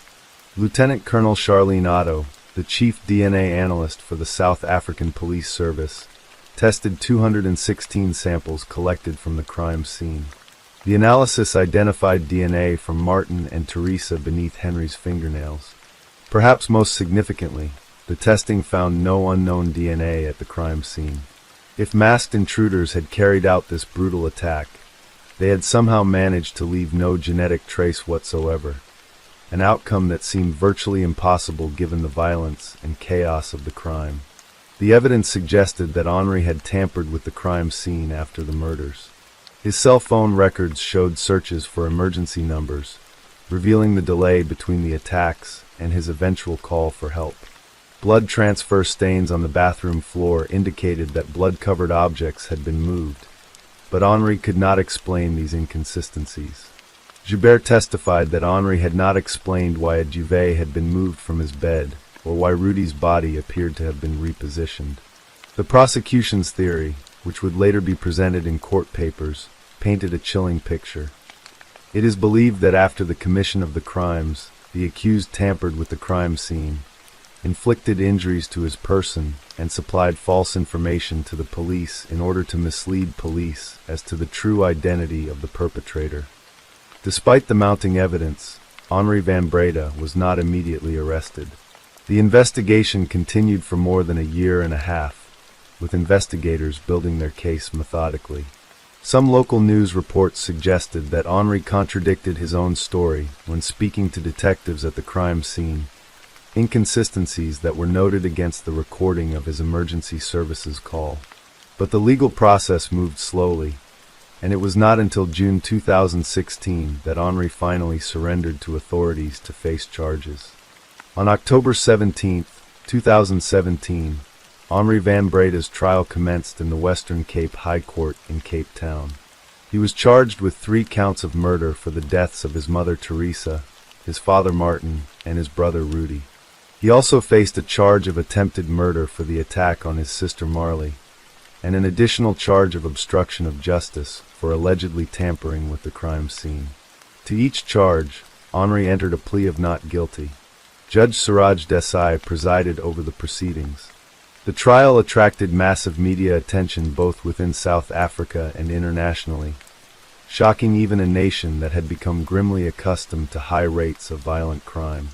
The case seemed to touch something deeper than ordinary criminal violence. This was a family annihilation, an act of fratricide and patricide that violated the most fundamental bonds of human connection. Henry's defense, led by lawyer Peter Botha, presented the account that Henry had given to police. According to this version of events, the family had spent a normal evening together.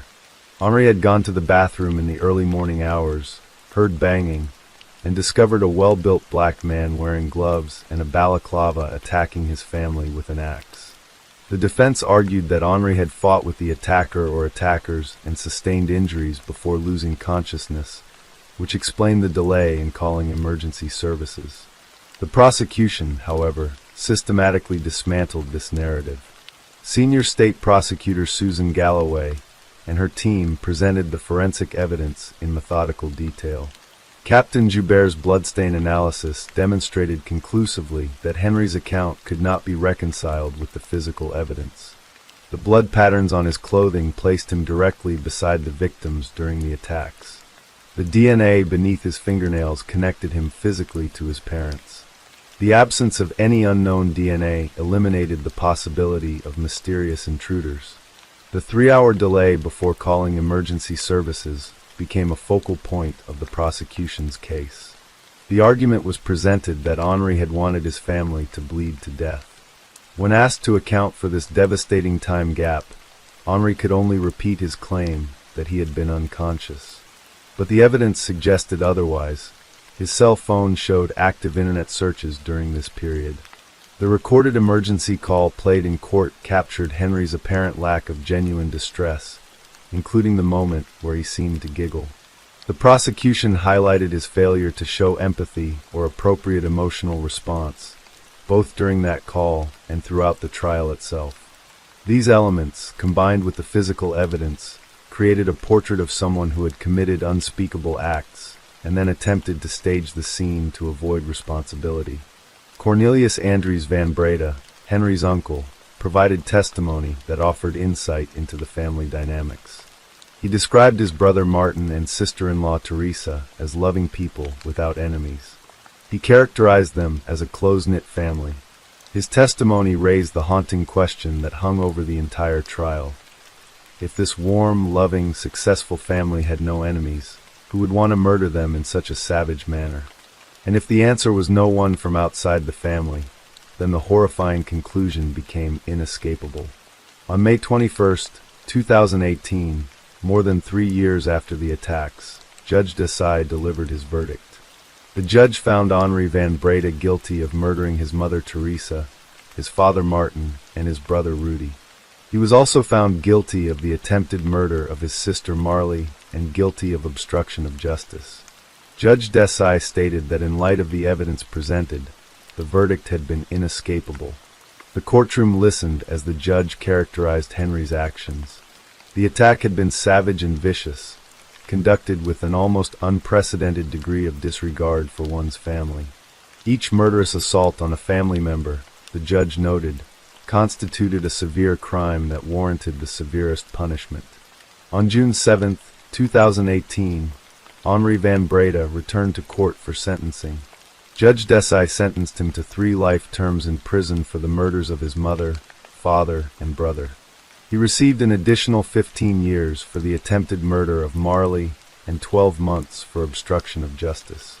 The judge noted that Henri had been a first-time offender and barely 20 when he carried out the attacks, but these factors could not mitigate the enormity of his crimes. Henry's girlfriend watched from the public gallery as he was led away to begin serving his sentence at Polesmoor Prison.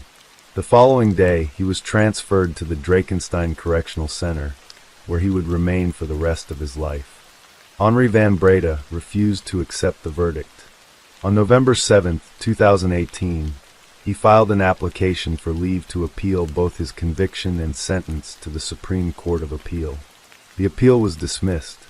The evidence had been overwhelming, the verdict sound, and the sentence appropriate given the magnitude of the crimes. The unanswered question that haunted everyone who followed the case was the simplest and most devastating. Why? What could drive a 20-year-old man to take an axe to his sleeping family, to murder his parents and brother, to nearly kill his teenage sister? No clear motive ever emerged during the trial. There were no family feuds documented, no history of abuse, no disputes over inheritance or money that might explain such extreme violence. The family had been described repeatedly as close-knit and loving. Some speculated about Henry's state of mind, about possible substance abuse or mental health issues. The smell of alcohol noted by the first officer on the scene suggested he may have been drinking that night. But none of these factors could truly explain or justify what had happened in that house on the Dizals estate. For Marley van Breda, the aftermath of that January night meant rebuilding a life from fragments. She survived injuries that should have killed her, endured months of surgery and rehabilitation, and emerged with permanent brain damage and complete amnesia about the attack. She lost her parents, her older brother, and the brother who had tried to murder her, all in one terrible night. At 16 years old, she became an orphan and the sole survivor of a family massacre, unable to testify at the trial because she could remember nothing of the events that destroyed her family.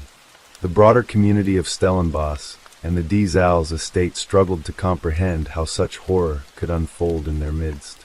The case became a reminder that evil does not announce itself, that it can emerge from the most unexpected places, even from within families that appear successful and harmonious on the surface. The Van Breda case stands as a testament to the power of forensic science in modern criminal investigation. Without Marley's testimony, without any surviving eyewitness who could describe what happened, the prosecution relied on blood spatter analysis, DNA profiling, and the meticulous reconstruction of crime scene evidence to prove beyond reasonable doubt that Henri Van Breda had murdered his family. The 216 DNA samples tested, the blood patterns analyzed on Henry's clothing, the genetic material found beneath his fingernails, the absence of any unknown DNA, the unexplained time delay, the staged crime scene, the inconsistencies in his account. All of these elements combined to create an irrefutable picture of guilt. The case demonstrated how physical evidence can speak when human voices are silenced, how blood and DNA can tell stories that words cannot obscure. The axe and knife used in the attacks had come from the Van Breda home itself. There was no forced entry. The violence had erupted from within, not from without. These simple facts carried enormous weight, dismantling Henry's story of masked intruders and revealing the terrible truth. The greatest danger to the Van Breda family had not come from strangers, but from one of their own. Today, Henri Van Breda remains imprisoned at Drakenstein Correctional Center, serving 3 concurrent life sentences. Marley Van Breda lives with the permanent consequences of her injuries and the loss of her family. The home at 12 Gosk Street on the Die Zaal's estate stands as a silent monument to a family destroyed. The golf course continues to attract players, the vineyards still produce their wines, and life on the estate goes on, but the shadow of January 27, 2015 lingers. The Van Breda family murder case forces us to confront uncomfortable truths about the nature of violence and the limits of our understanding. We may never truly know what drove Henri Van Breda to commit such unspeakable acts against the people who loved him. The answers died with Martin, Teresa, and Rudy, and whatever lies in Henry's heart remains locked away behind his continued denials.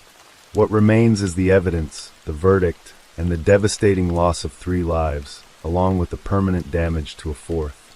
In a home meant to shelter and protect, on an estate designed for comfort and security, a family was torn apart in the darkest hours of the night, and South Africa was left to grapple with one of its most shocking domestic crimes.